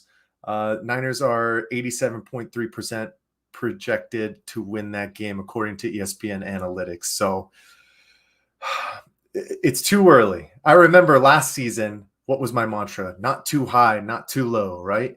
Niko, I think you had made a comment on one of our posts that you said as well. And I was like, dude, if I freak out too early, I'm going to have a panic attack. And it's the same way, right? Very excited about a win against the Cowboys. Excited to I think the bigger thing, guys, is the home victory, especially when you're outnumbered in your home stadium, which often does happen against the Dallas Cowboys. But this is a narrative that we've seen with this Arizona Cardinals franchise over the past at least 3 years, where we can't get enough fans in the stadium to outnumber or give our team a home field advantage at all. So to get a win this early in the season at home, that's where I'll drink the Kool-Aid just a little bit. 5 wins. 5 wins, here we come? I don't know. Mike, this is where you and I have always differed, man. You've always been the optimistic but cautious Arizona sports fan. When things start going, I'm like, give me the Kool-Aid. I'm guzzling it from the spout. I'm in. I think we have one of the – this is crazy because I know what this team is, right? I know what it is on paper. I know it. But the team that comes out and plays, the defense that plays with, like, the spirit of Ron Wolfley and Gardeck, it's got me, man. And Josh Dobbs, I just have developed the softest spot in my heart for Josh Dobbs, who I thought was just a quarterback in the league. Coming out of Tennessee, it's crazy to think he's been in the league for 7 years. It feels like he just got drafted out of Tennessee. So, I'm fully in on this. What I'm not fully in on is Arizona Cardinals fans selling your season tickets. Knock that off. Home field advantage is a thing for a reason. Just because the Cowboys fans are going to come with their wallets and their money, I get it. It's how you pay for half it. No, those wins right there, those home wins, feel so much better because we beat a team we weren't supposed to beat. Don't sell your tickets. That's silly.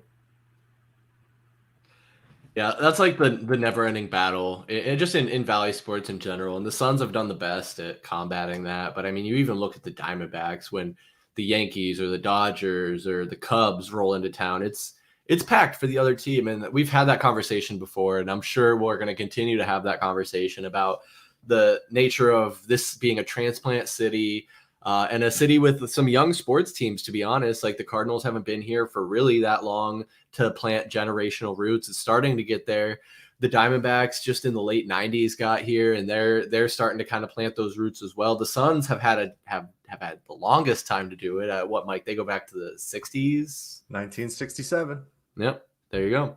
So they've really had a chance where people have grown up as Suns fans and then had kids, and then their kids have had kids, where it's been like maybe 2, almost 3 generations now of Suns fans, where it's just going to take some time, honestly, guys. And we're in a good market. They kind of try and pigeonhole us as a small market, but honestly, like the Phoenix area, Arizona is up and coming, and I think as more people grow up here and we're not just a transplant city, although we continue to be, we're going to start to see more of that at home. But not to get too derailed, what you guys are saying is nail on the head as far as the defense just playing their absolute asses off, man. It's been incredible to see. I I'm honestly, like we say, we're buying into Josh Dobbs, and that's why I think I just remembered going in on that whole tangent about Pittsburgh and the Steelers, is because Josh Dobbs, I think, was drafted by the Steelers. It spent some significant time there, and at one point, Ben Roethlisberger said that Josh Dobbs was the future of that organization. Well, that obviously didn't happen, and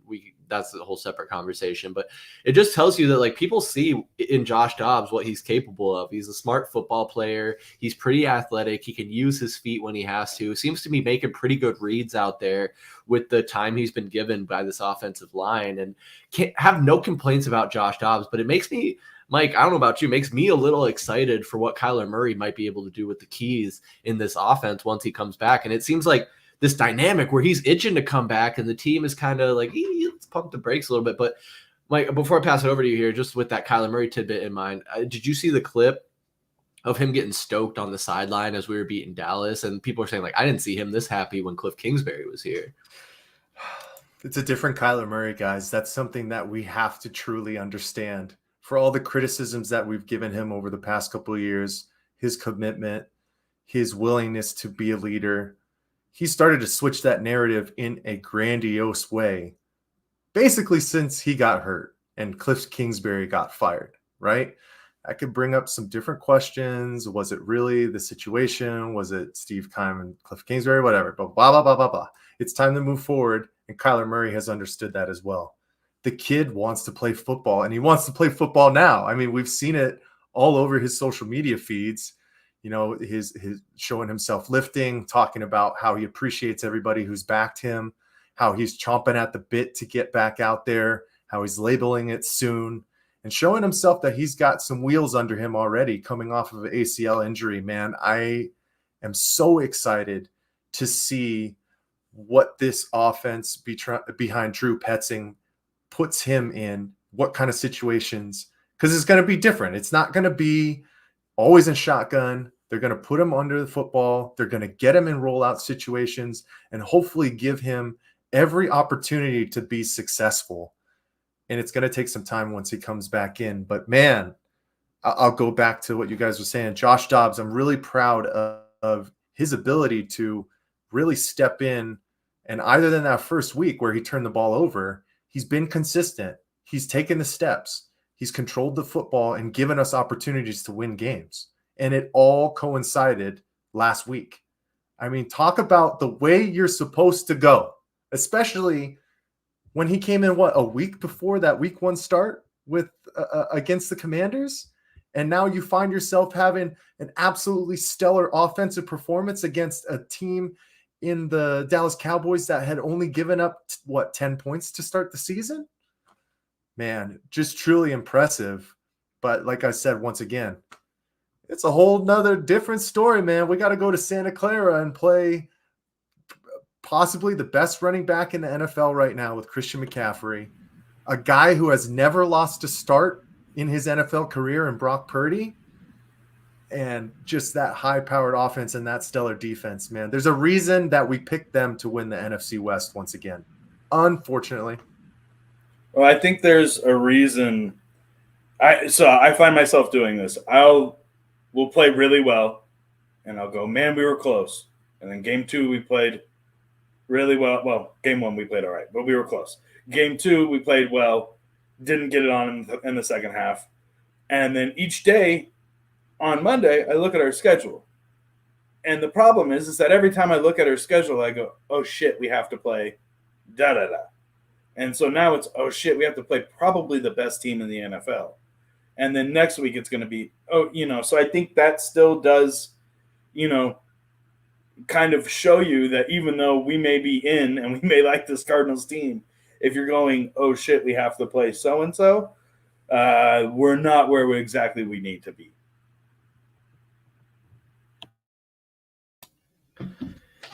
Yeah, I think that's to be expected as far as us not quite being where we need to be.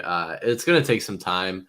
I do have a lot of faith, though, in Jonathan Gannon after these first 3 weeks where we've been in these games, and beating Dallas is just a huge step. You mentioned, though, Mike, us going into Santa Clara, taking on the 49ers. Christian McCaffrey has had 12 straight games with a touchdown.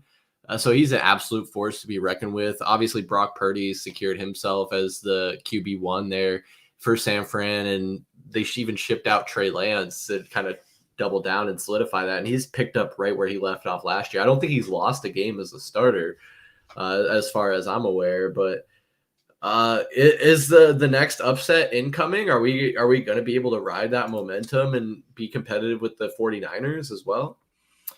I think we're going to surprise. I think we're going to keep it tight probably through the first half like we've been seeing. Maybe we falter just a little bit towards the end of that third quarter, and then the 49ers figure out a way to really solidify it at home. I mean, you're looking at the line right now. It's -14 for San Francisco. So I don't know. I might sprinkle some money on that line because the way that this defense has been flying around, should be able to cover 2 touchdowns if you really want to be a team that is going to fight as hard as they possibly can throughout this entire season. Because like the conversations that we had earlier and what was being spit in our face from Jonathan Gannon is that we're here to win games. Well, they want to win games. So if you want to try and be in these games, you got to cover 2 touchdown spreads. But I'm also looking at this injury report, guys. They listed Debo and Brandon Ayuk as questionable today. I'm sure they'll find a way to get out on the field, but you just never know if it's something that is nagging. So they might not be able to get their full amount of snaps as like they normally would. I know James Conner had another questionable tag early this week as well. But as of today, it doesn't look like he's listed on the injury report right now. And we're going to need him to be the bell cow that he has been so far. 15 to 19 carries, get in the end zone, be able to spread the field for Josh Dobbs. So we're not getting into a crazy passing attack early. I mean, that's going to be the biggest thing, right? If we get down 2 touchdowns early and we have to put the ball in the air consistently, that's when you get in trouble. So a balanced attack is what we're going to need to do if we want to have another shock the world moment. And I just think consistency at both ends too. That defense continues to play hard, play strong. I mean, even without Budda Baker, we were able to beat the Cowboys. And if they don't have a Deebo Samuel or a limited Deebo Samuel and no Brandon Ayuk, like that kind of limits the weapons that Brock Purdy has to work with. But I mean, Christian McCaffrey is just on another level. And it's an away game, but I like our odds to at least keep it close. I'll say that as much. I mean, Niko, would you say like there's a pretty good shot of that? Yeah, I think this team specifically, this 2023-2024 Arizona Cardinals, plays better with a chip on their shoulder. They play better when people are telling them they can't. I mean, they came out flying last Sunday, and that was a ridiculous point line. I think with Dallas and the Cardinals. The Cardinals were massive underdogs, so I think that this team, for whatever reason, if that's the mentality that Gannon has installed in these players, is that it's kind of we got a chip on our shoulder and it's us against the world. But for whatever reason, the team does play better that way. The defense is violent that way. I think they do, and it's Cardinals Niners, so it's either going to be a massive blowout where Alex Smith has 70% completion rating or whatever it was for that game against us, or it's going to be down to the wire overtime. I think that it's probably going to be a 1-score game. I think Mike's right. You want to sprinkle some money on that line, because the way we've been playing, the energy we've been playing with, it's that old Tyson quote is that everybody's got to play until they get punched in the mouth. And I think if the Cardinals come out and punch the Niners in the mouth, I think that's going to shock them enough that things could happen. Yeah, call them the Cover Kings, man. And like what you said, hopefully it's not another Mexico City fiasco, where I think that's where the true absolute unraveling happened last year. That was when we had a coach get kicked off the team because of who knows what really happened. That was the story of the 2022 Arizona Cardinals. So it's been a great start. They've been competitive in every game, and that's all we can ask for right now. Yeah. Yeah, and the landscape of the NFL is, I mean, it's only 3 weeks. You can only kind of look at it from that point of view, but a little bit of a surprise. I mean, the Texans with not Bryce Young, CJ Stroud looked pretty solid this last week. They got a nice little win there. So, I mean, when we kind of thought like, oh, we got the first and second pick in the bag, now who knows? I mean, there's a handful of 0-3 teams, and we're sitting here as far as we're the Cardinals and the Texans, they're sitting at 1-2. A lot of time left, a lot of time to go. But either way, I expect that we'll still have a pretty high draft pick. Mike, you're projecting there 5 wins for the Cardinals. That means only 4 more with 15 games left to go in the season. So a lot of football to be played, but it's a week to week proposition, especially with a team like this. I am happy to see though that they're competing, and Jonathan Gannon is kind of walking the walk to an extent. I mean, he was a lot of talk. I still don't really agree with the approach as far as how we could see they were putting the team together talent wise versus what they were saying. But I mean, at the same time, I'm kind of eating my words, because even with the talent that they've assembled, they are showing that they are competitive and able to win games. You mentioned Niko Dennis Gardeck. He's been an absolute diamond in the rough, just absolute beast. Kaiser White has been a huge piece on this defense. And like we said, Budda Baker didn't even play in this last game. So a lot of room for optimism there. But fellas, I think we could wrap this up here pretty quick. Have some miscellaneous topics. I mean, we don't have to get out of here quick. We can kind of hang out and bounce around depending on where this takes us. But Matt dropped in the group chat. He couldn't make it on the live stream tonight, but he wanted us to, he's a big Taylor Swift fan, guys. So he really wanted us to talk about the budding relationship between him and Kansas City Chiefs tight end Travis Kelce. I think I saw it earlier today. His jersey sales are up like 400%. Mike, the Swifties are on board. I got to talk about other things I've seen on social media too. I've been having a lot of fun seeing these women talk to their boyfriends, significant others, husbands, whatever, and basically say, hey, how do you feel about Taylor Swift putting Travis Kelce on the map? And I was kind of in the same space that most of these guys are. Like, what the hell are you talking about? Travis Kelce has been one of the best tight ends in the NFL for a long time. You're talking about a 2-time NFL Super Bowl champion, a guy who is an all-pro, just an absolute stud, is going to go down as probably top 3 tight end at the end of the day if he stays healthy and can play and go. That's a great conversation. What's your top 3? I'm going Rob Gronkowski, Tony Gonzalez, and at the end of the day, maybe Travis Kelce. So for guys like us, he's well established and he's been around. But for the Swifties, who are all about Taylor Swift, they had no clue who the fuck he was, right? So it's been really, really funny to see some of those conversations that some of these guys are trying to have with their wives and tell them, no, we've known about him for a long time.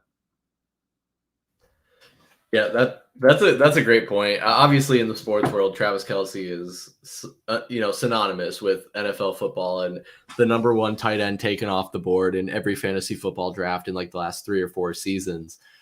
It is funny though. Like, I agree. Gronk, Tony Gonzalez, Kelce. I mean, Mike Ditka, maybe. There's some other good tight ends in there sprinkled in. Antonio Gates, Vernon Davis. There you go. Vernon Davis, that's a great one, just off the top of the head. And plenty of other guys. I mean, maybe didn't have like the full longevity of guys like Gronk. Tony Gonzalez had crazy for like 40 years, it felt like. Yeah, honestly, is insane. He was in the NFL forever, and like, poor guy, man. He spent most of his career on the Falcons? No, on like a bogus Chiefs team with Elvis Gertback throwing him the ball. That's right. And then he went to Atlanta at the end, I think, to try and get it in with Mike Vick, and then Mike Vick went away for known reasons. Who was the tight end on the New York Giants for Jeremy Shockey? Jeremy Shockey, there you go. Jeremy Shockey was a legend. That's probably the best collegiate tight end ever, is Jeremy Shockey. Yeah. Him in Miami was ridiculous. Jeremy Shockey, he's another guy. I feel like he had a good amount of longevity as far as, and then Antonio Gates, like you mentioned, is another guy that's kind of like that. Antonio Gates is on the Mount Rushmore. Yes, he is. That's what I'm saying. I mean, like, it's a conversation. 3, There's a 4. lot of names, man. There's a lot of really good tight ends. Kellen Winslow Sr. is the originator of the position. I mean, like the receiving tight end wasn't a thing until Kellen Winslow Sr. So, I mean, no slouch on Jimmy Graham either. If you talk about his time with the Saints, I mean, Jimmy he's Graham. not. I don't think he's above those guys, but that's another guy who was just an absolute amazing tight end to change the position. A guy who was just an absolute killer out there, Aaron Hernandez. A lot of people You know what? All right, guys, and have a good night. We'll see you next time. I was gonna throw Freddie Jones out there, and you came with Aaron Hernandez. Good Lord! Man, just absolute. He would slay. On the field. Stop it, Chris. Talking about that though, have you seen what's been going on with Chandler Jones? And he came out and he was basically talking about a cover up between Josh McDaniels and Aaron Hernandez, and how he had a story. He was at his fire pit, and he started talking about how Aaron Hernandez basically he didn't kill himself, and then he started crying. Like something's going on with Chandler Jones, and we do not know what's happening. That's true, because the Raiders tried to check him into a mental hospital, is from what I heard, right? Yeah. So, I mean, he hasn't reported to the team. He's been talking about all this cryptic stuff, all this weirdness. I truly don't know exactly what's going on, but, you know, that was a guy who I'll always think back on, you know, fond memories of what he was able to do with the Arizona Cardinals. So I hope he can get the help that he needs. And it's just been kind of crazy. Thanks for bringing that up, Chris, which led us to that. Absolute, just slaying on the field. My goodness, real quick. My goodness, yeah. I mean, a guy that could have been a good tight end in the league that played with Aaron Hernandez, Tim Tebow. He tried. He did try. But no, I think getting back, I guess, on topic of talking about Travis Kelce and Taylor Swift, I think an interesting thing there is like people I think are kind of saying like what you're saying, Mike, about like, oh, Travis Kelce's being put on the map because they look at like obviously the popularity. Like Taylor Swift is a pop star, probably one of the top 5, top 10 in the country right now, for better or worse, whatever your opinion is on Taylor Swift. And it's funny because like people love to play this game, and I've seen graphics where people are saying like, oh, Taylor Swift makes in one concert in ticket sales what Travis Kelce makes for an entire year. But it's like, I mean, millionaires, man, like millionaires, like Taylor Swift has got to be close, pushing $1 billion net worth, right? Like she's probably hundreds of millions of dollars in the bank. And like, I don't know, like how much of a difference is it when you have 700 million versus 150 million? Like how much different is your lifestyle? Well, there was a assessment of how much money was inside of that drop top convertible that left Arrowhead.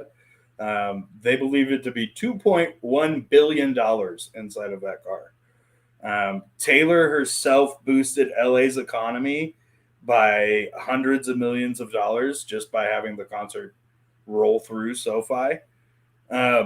It's very interesting because I like Taylor, like from when the first couple of albums came out, like Country Taylor came out, and then I kind of fell off. But I was well aware as to who Taylor Swift was and her popularity.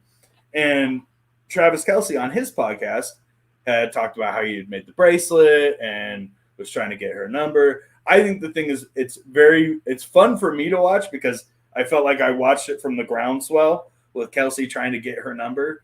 And then it's like watching one of your boys get the girl that he's been digging on.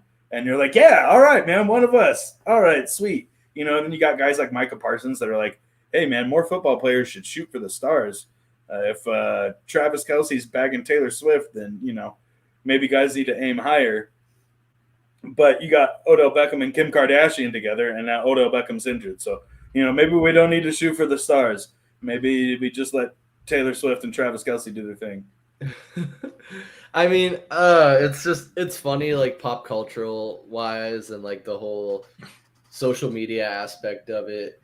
It kind of makes me a little bit grateful because, like, I guess if I'm a Chiefs fan, I don't really care like a whole lot that Travis Kelce is dating Taylor Swift. It's good publicity and all that, but it just makes me kind of glad that, you know, Kyler Murray is a real kind of low key guy. And when it comes to even superstars, like Devin Booker was dating a Kardashian and still managed to keep his head on straight for the most part, kind of prioritize basketball. And you don't see that a lot, especially I'm going off in a lot of different directions here, but you don't see that a lot with the Kardashian family. They seem to ruin NBA players more than they make them successful. Yeah, Tristan Thompson. Yeah, Tristan Thompson, Lamar Odom, yeah. Chris Humphries. Nobody. Oh, I forgot about Chris Humphries. Yeah, it's tough.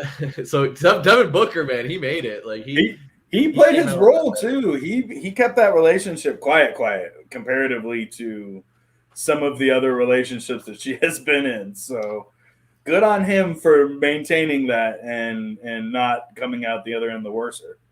Oh yeah, I mean, I'm pretty sure even the list goes on. Ben Simmons, yep. Blake Griffin has dated one of the Jenners, so it's just like props to Devin Booker. But just to bring it back full circle, like I am glad that when it comes to our football team, we don't really have any major distractions. Like it's kind of cool. What is it? Zach Ertz, his wife Julie Ertz is on the U.S. women's national team. She just recently announced her retirement, so I mean, props to her. But that's not she's like good, wholesome soccer lady. I mean, that's not a superstar. Exactly. And I think that's where like maybe like when I'm kind of dissecting this, I'm thinking out loud when you talk about the differences between the risk in dating a Kardashian, whether it's fair to them or not, versus the risk in dating like a Taylor Swift is. Like it's funny because there is a little risk in dating Taylor Swift, right? Because when you think especially of her older music, it was like it would be about ex-boyfriends and breakups. And so it's like, is her next album going to be about Travis Kelce and like that's what's going to happen. That's for sure what's going to happen. If you're a Chiefs fan, you're praying and hoping for one thing, that this relationship makes it 20 weeks. You don't want this relationship crashing and burning at some point during the season, and then you have sad boy Travis Kelce listening to Slime Me Out in his headphones before the game. You know, like that's the last thing you need if you're a Chiefs fan. It's great that she's bringing in all this money for the franchise. I'm sure the Hunts are pleased. But if they break up and Taylor's got an album out by week 13, wrap it up for the Chiefs. There ain't no Super Bowl coming. Well, so that was one of the funny stories I heard about it too, because I'm pretty sure Taylor Swift is like a Philadelphia fan, so she's like an Eagles fan. She so they were basically saying this was all a ploy to infiltrate the system and get with Travis, have him be excited about this new relationship, and then by week 15, she drops him. So they go into the playoffs. He's reeling. He can't get his emotions straight. And then the Chiefs end up finding a way to fall flat in the playoffs. And then the Eagles can finally get their championship. But that would be great if it was true. Here's the truth. It's all an Illuminati ploy, boys. It's all... Did you see some of the other numbers too? I think Travis Kelce gained like 400,000 Instagram followers. His podcast shot up to #1 in sports podcasts, overtaking Part of My Take. Like, there's true power in the Swifties, man. It truly is something to behold. Oh, the demographic of the game in ages 12 to 18 for females went up 8%. That's like crazy to have that kind of movement on a TV scale. 8% is that's like hundreds of thousands of 12 to 17-year-old girls looking to see if they can find Taylor Swift on a 5-second camera cut. That's nuts, man. It's kind of bonkers, man. Like the Taylor Swift effect is real. And it's funny because you see like the videos from the stadium where people aren't even like the people going to the stadium aren't even focused on the game. They just want to wait outside the box or the section to see if they can catch a glimpse of Taylor Swift, maybe catch a wave.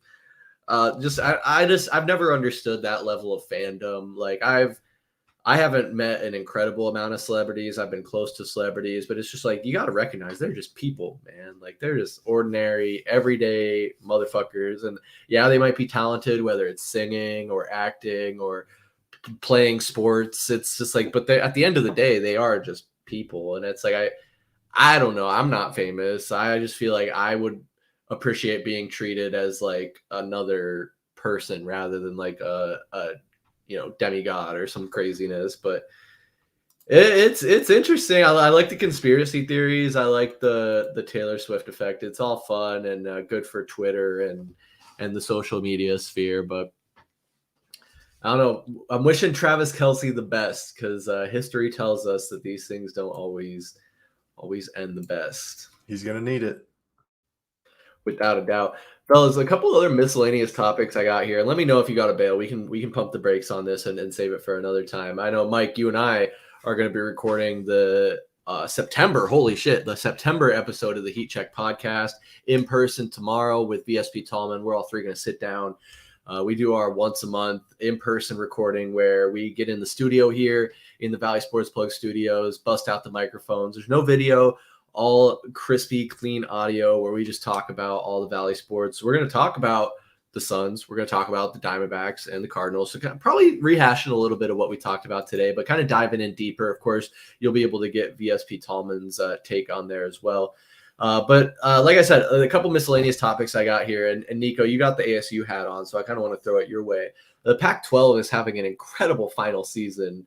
A lot of news and media attention, a lot of teams that are doing really well. When you look at USC and Oregon, Colorado, of course, with Coach Prime has been making a lot of headlines, and they started 3-0, but then lost to Oregon 42-6. What are you making of this season so far in college football? Man, isn't it a shame that in the final existence of Pac-12 football, we might have the best version of Pac-12 football we've ever seen? That sucks, man. We have 3 possible Heisman candidates in the Pac-12 right now. You got Bo Nix, you got Caleb Williams, and then you got Shedeur Sanders, which probably you can take him off the list after 42-10 shellacking. But like, look, man, Pac-12 football is exciting for I think the first time in a while. I think just about every team, with the exception of Cal and ASU and U of A, the normal ones that like to just clean up the cellar in the Pac-12. The rest of that, I mean, even Washington State that's a team that doesn't have anywhere to go after the season, and they're looking good, man. They like that. The Pac-12 is crazy. The talent is crazy right now. Like I mentioned to you boys earlier, I went to the ASU Fresno game where ASU got absolutely dog walked, and man, even there you go, well, if we fire Ray Anderson, like we're, I don't know, 2 years away from having like a solid squad. We got to get all the trash that Herm Edwards had out there. But like the Pac-12 this season is scary. And don't sleep on Colorado. I don't think they're done. I think Coach Prime has that team ready for adjustments. I think there was some really dumb mistakes made by Colorado pregame. You walk into a place like Autzen. That's the only place I've ever got cussed out for wearing a Pat Tillman jersey, gentlemen. I wore an ASU Pat Tillman jersey into Autzen and got told a bunch of very nice, lovely words from the Oregon faithful. So that's a scary place to play. And then you have your boys stepping on the logo and scraping cleats and saying how they're going to mess everybody up and their coach. And then you see this video of Dan Lanning coming out and saying, we're playing for wins, not clicks. This game is played on the grass, not Hollywood. What does that O stand for to you? Oh, no, that's not the organization you want to rile up. There are 2 teams in the Pac-12 that are SEC quality teams, Oregon and USC. Don't step on their logos. Don't trash talk them. Those boys will put you in the ground quicker than you know what to do with. But yeah, I think Oregon has a real shot at a national championship this year with how fast and how quick that those guys fly around the ball.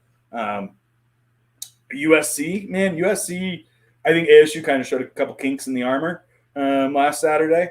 I think that, if you're Caleb Williams and you got Mozzie Ossenfort out there watching you in Tempe, and you got, you know what this is. I think that there were probably some jitters, probably a little bit of nerves, but that USC offense didn't look as good as it normally does. And then Michael Penix Jr., man, that dude, I don't think I'd seen any of his highlights, and I sat down and watched his highlight film from this season so far. Natural cannon. I've never seen a ball come as effortlessly and as quick out of somebody's hand as his. So yeah, man, the Pac-12, crazy. It's crazy sad to see that, like, you know, it may be another 20 years before you see ASU and USC play again. Like that's a wild thought to think about, you know. But conference looks great.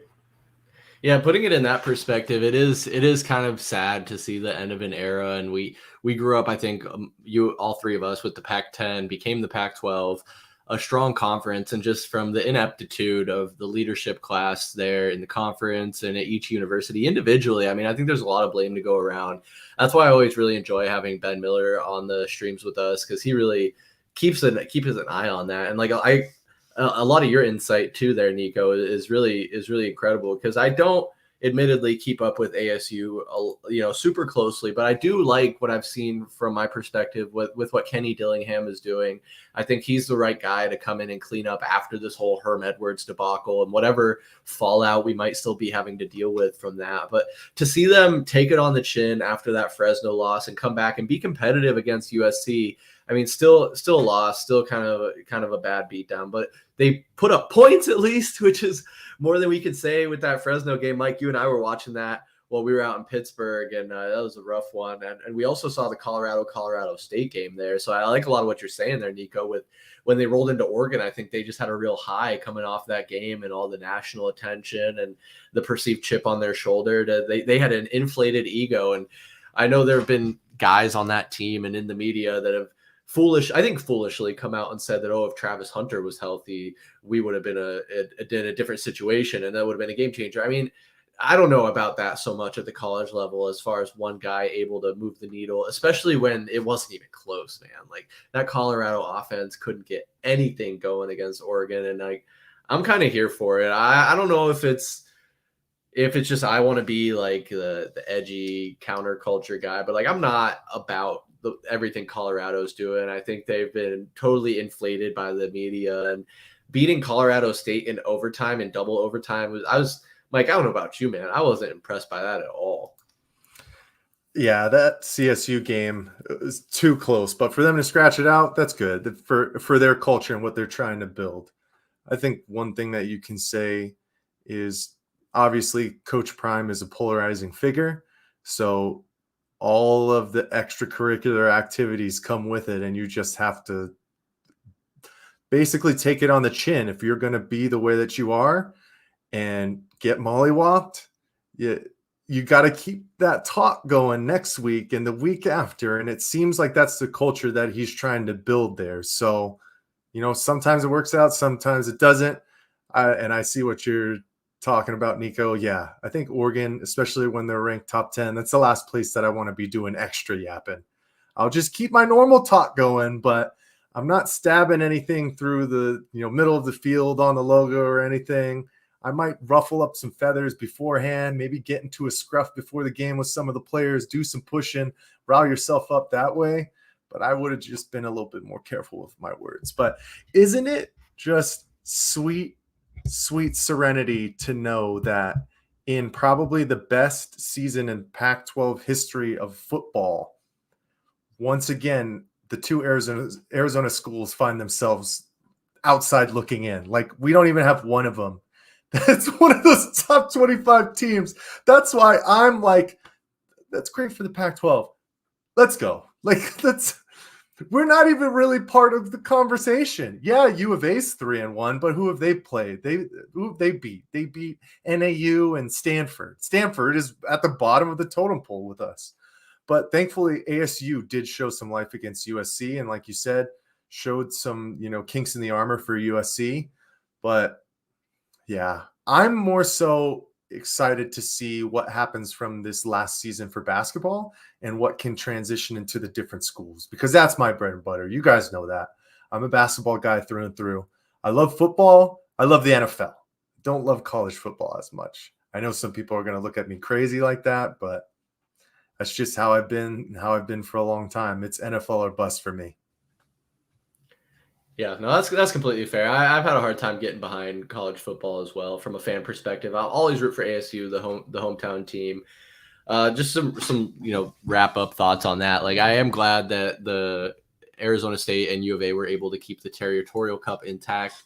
So we'll continue to have that going forward, and it'll be interesting to see who will take that one this season. As far as the basketball program goes, we got Bobby Hurley coming back. I like the direction they've been heading, but it seems like they've kind of stagnated lately. Hopefully they can make some progress this year. And it's easy to forget that the conference realignments don't just impact football. It seems like that's where all the focus is, but it will also impact basketball and literally every other collegiate sport. And I know that was a huge point of contention for, like track and field and other types of sports within the school that don't get as much funding as the football or the basketball program do, where travel and all those other logistics come into it. But we've talked about that. I'm sure we'll talk about it again. But guys, we're about an hour, 50 minutes here into the stream. It's been a great roundtable live stream. Michael, Benjamin, and Niko, really appreciate you guys.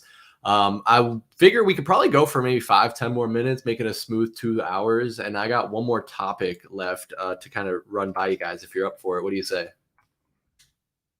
Let's do it. So we saw some moves made where Deandre Ayton has moved on. He's a Portland Trailblazer. We saw and talked about some other moves that have been made in the recent history of the Suns and getting rid of Cam Johnson and Mikal Bridges now in New York. But another one, Chris Paul, he has found himself in Golden State with the Warriors after he ended up going to Washington as part of that Brad Beal trade, and then they traded him to Golden State. But now everyone, the biggest question has been, how is that going to work with Klay Thompson and Steph Curry having that guard position? And Steve Kerr recently came out, and I think it was in a presser, said that the Golden State Warriors have 6 starters, guys. How is that going to work? I feel like that's cheating. They can't start 6 guys, Mike. I don't think that's how the NBA rulebook works, is it? It's not. Steve Kerr has been a kumbaya guy forever. I think you just got to go out there and put somebody in their place. Like, is Chris Paul the starting point guard for the Golden State Warriors? He shouldn't be, guys. He shouldn't be. He should come off the bench, help bolster that second lineup. And you can always stagger guys, right, too. Like, he doesn't have to be the starter to play alongside Stephen Curry, put Curry at the 2, Klay at the 3 like normal, Kevon Looney, Draymond, and you can get plenty of minutes together. But just to play kumbaya to make sure that Chris Paul feels like he's still a part of it because he won't accept where he is at this point in his career is just ridiculous. I mean, at this point, the guy is trying to win a title. You have to fit into your form and fit into where you're going to be. You're going to get the team that you're on to be as successful as they possibly can be. So, I mean, that's why he's doing it, right? Because Chris is probably dragging his feet about being a guy that is the 6th man, which, I mean, we've seen plenty of incredible guys who have been all NBA talents, who have been 6 men their entire career and have gone into the Hall of Fame or are going into the Hall of Fame. Talking about Emmanuel Ginobili, as much as I hate that to be the first guy off the list that I say, who else? Help me out here, guys. You got Jamal Crawford, Phoenix Suns own. Lou Williams, perennial 6th man of the year. I mean, you just got to – I completely agree with you. You're totally on. So there's plenty of guys who – and those guys didn't even have stellar careers where Chris Paul is going to be a first ballot Hall of Famer. So for him to not fall into the mold, be – a pro's pro with those guys, especially guys who have won 4 titles, and to make the coach feel like he needs to make a statement like that. I don't know, guys. That's why, once again, I'm still a little bit worried about where Drew Holiday is going to find himself going. Do the Golden State Warriors send Chris Paul once again over to Portland for another expiring contract and pull in Drew Holiday to go alongside with those? I mean, it's speculation, but those are the types of things that good franchises that continue to be at the top of the top find ways to do. And if a guy isn't completely bought in, they're going to make it happen sooner rather than later, you know? I completely agree. And I mean, so many angles to go off of that, right? I mean, I think Drew Holiday would fit in with the Golden State Warriors a lot better than a Chris Paul would. And you mentioned if he's not willing to take on that role and responsibility of coming off the bench like he should. And we talked about load management when Steph Curry's having his rest days or if he's banged up. I mean, Chris Paul, you're ready to go. And vice versa. If Chris Paul's a little banged up, Steph Curry can get more minutes. And you just get to preserve yourself and your body and be on a team that might have a championship, competitive aspect to them. Like they're not a team I would count out by any means. I don't think they're as deep as some of the other contending teams right now, which I think is kind of came back to bite them in the last playoff run they had and would probably still impact them here. But yeah, that's a great question, Mike. Like if that deal were to come down, how sweet would that be, right? Niko to have Chris Paul having a team back up with Deandre Ayton, and how would that look? Yeah, I'll give you the Portland perspective on that. First of all, Chris Paul, don't do what your boy Carmelo did, man. Carmelo screwed himself out of, I think, like 2 years in the league because he didn't see himself as a bench player, and then humbly came back and took a role in Portland as a bench player and resurrected another year and a half, 2 years out of his career. So yeah, Chris Paul really just needs to either the top guy, which you're not because Steph Curry's on that team, or you need to play your role. Portland fans would lose their shit if they managed to get Chris Paul, because in Portland right now, and I think we mentioned it earlier, it was doom and gloom about 4 months ago when everybody knew Dame was gone. Right now, there is probably a little bit of anger and frustration with the organization. Well, how do you do that? How do you recoup this fan base? You go and get Chris Paul, who is one of those players who is, when he's on your team, everybody's favorite player, and you pair him up with DeAndre. I think it's a great move for Portland if you want. I mean, look, there's two professional acts in Portland. It is the Trailblazers and the Timbers. If I had to bet my money, the Timbers are still selling out those season tickets. The Blazers are not anymore. It's a depleted roster, and if you're management, how are you going to get cheeks and seats? That's kind of it's a business at the end of the day. Yeah, I would trade Drew Holiday for Chris Paul in a heartbeat. Am I going to get meaningful years out of Chris Paul? No, I'm not. But I can run a pick and roll that's semi-efficient with DA, and you have still some decent wing players left on that team that could benefit from Chris Paul seeing the floor the way he does. But, Portland loves an old basketball player past their prime. You would have thought that we got, 2007 Carmelo Anthony when he showed up in Portland. And I was just as guilty of it. I was in the nosebleed screaming my head off with the fresh jersey. So, yeah, Portland has a thing for aged basketball players past their prime. So I think if they do that, that's a great way to recoup the season from a business standpoint. It's also a great way to kind of recoup the season from a basketball standpoint too.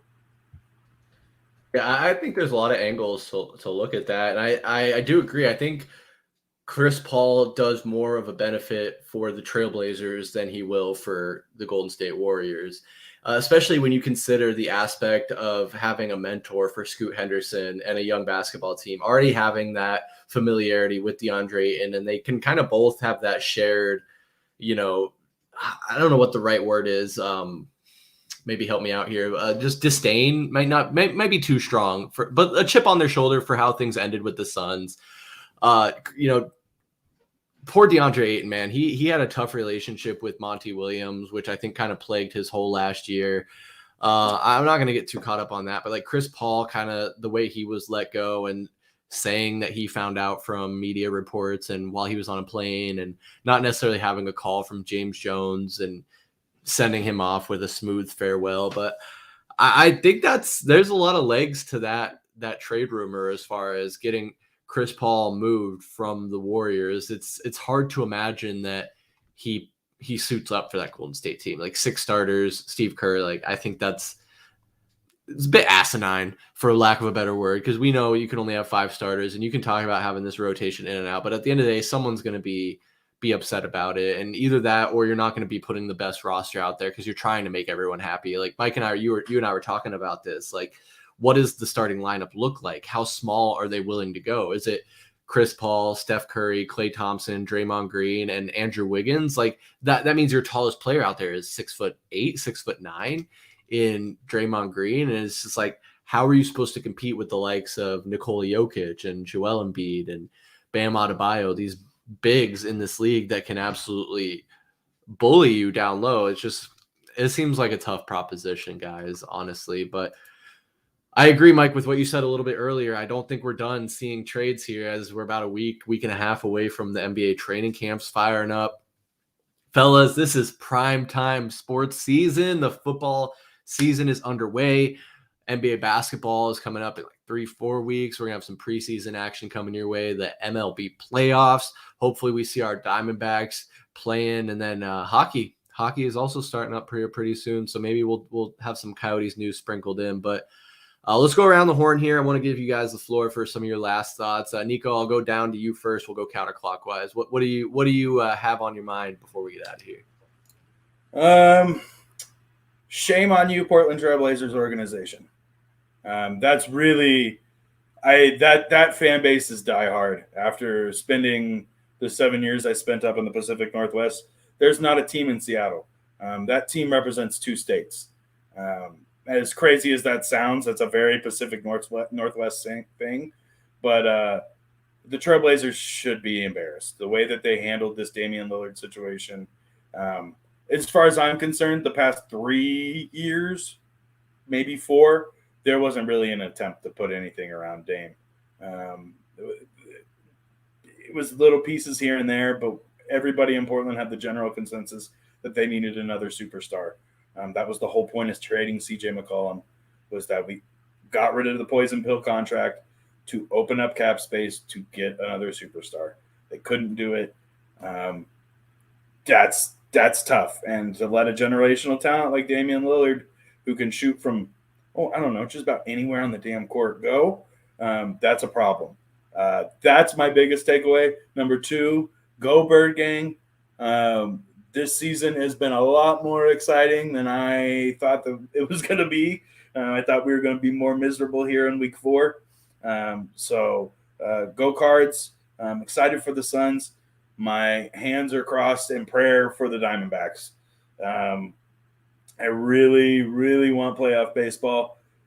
Not that this is any concession, but we are playing important baseball at the end of September. That is big to say. The fact that we are in this spot in general, if you would have asked any of the 3 of us before the season started, none of us would have said that we would be playing meaningful baseball in the back end of September and early October. So that's my final thoughts. Sorry, guys. I know that was long, but that's all I got. All good, man. All great points. Things to keep an eye on. I'm so stoked for the Diamondbacks. 3 more games left. They got to win a couple of those, I think, to really shore up that spot. Mike, what do you got for us, brother? Cardinals, let's bring the intensity to Santa Clara. Diamondbacks, let's get it done against Houston. And Deandre Ayton, I will save my final thoughts for the Heat Check podcast, which will come out on Saturday. But Niko, always very appreciative of you hopping on, man. You are invited back any and every time, man. Got to keep us Valley fans involved, talking about everything that's going on. But breath of fresh air. We're here, baby. All the sports are alive and well now. Let's fucking go, man. My favorite time of the year. Yes, thank you, Niko. Thank you, Mike. Anyone who is tuned in, still watching live or listening back on the playback, thank you so much for tuning in. I'm sure you're liked and subscribed already, but if you're not, go ahead, ring that notification bell so you know when we're going live. You can also catch us at AZ_VSP on Instagram, TikTok, Twitter, and Threads, and really anywhere you just Google Valley Sports Plug, you'll find us, and you'll never miss a beat. But for Michael Benjamin and Niko, I'm Chris Patrick, and we will see you next time. Peace.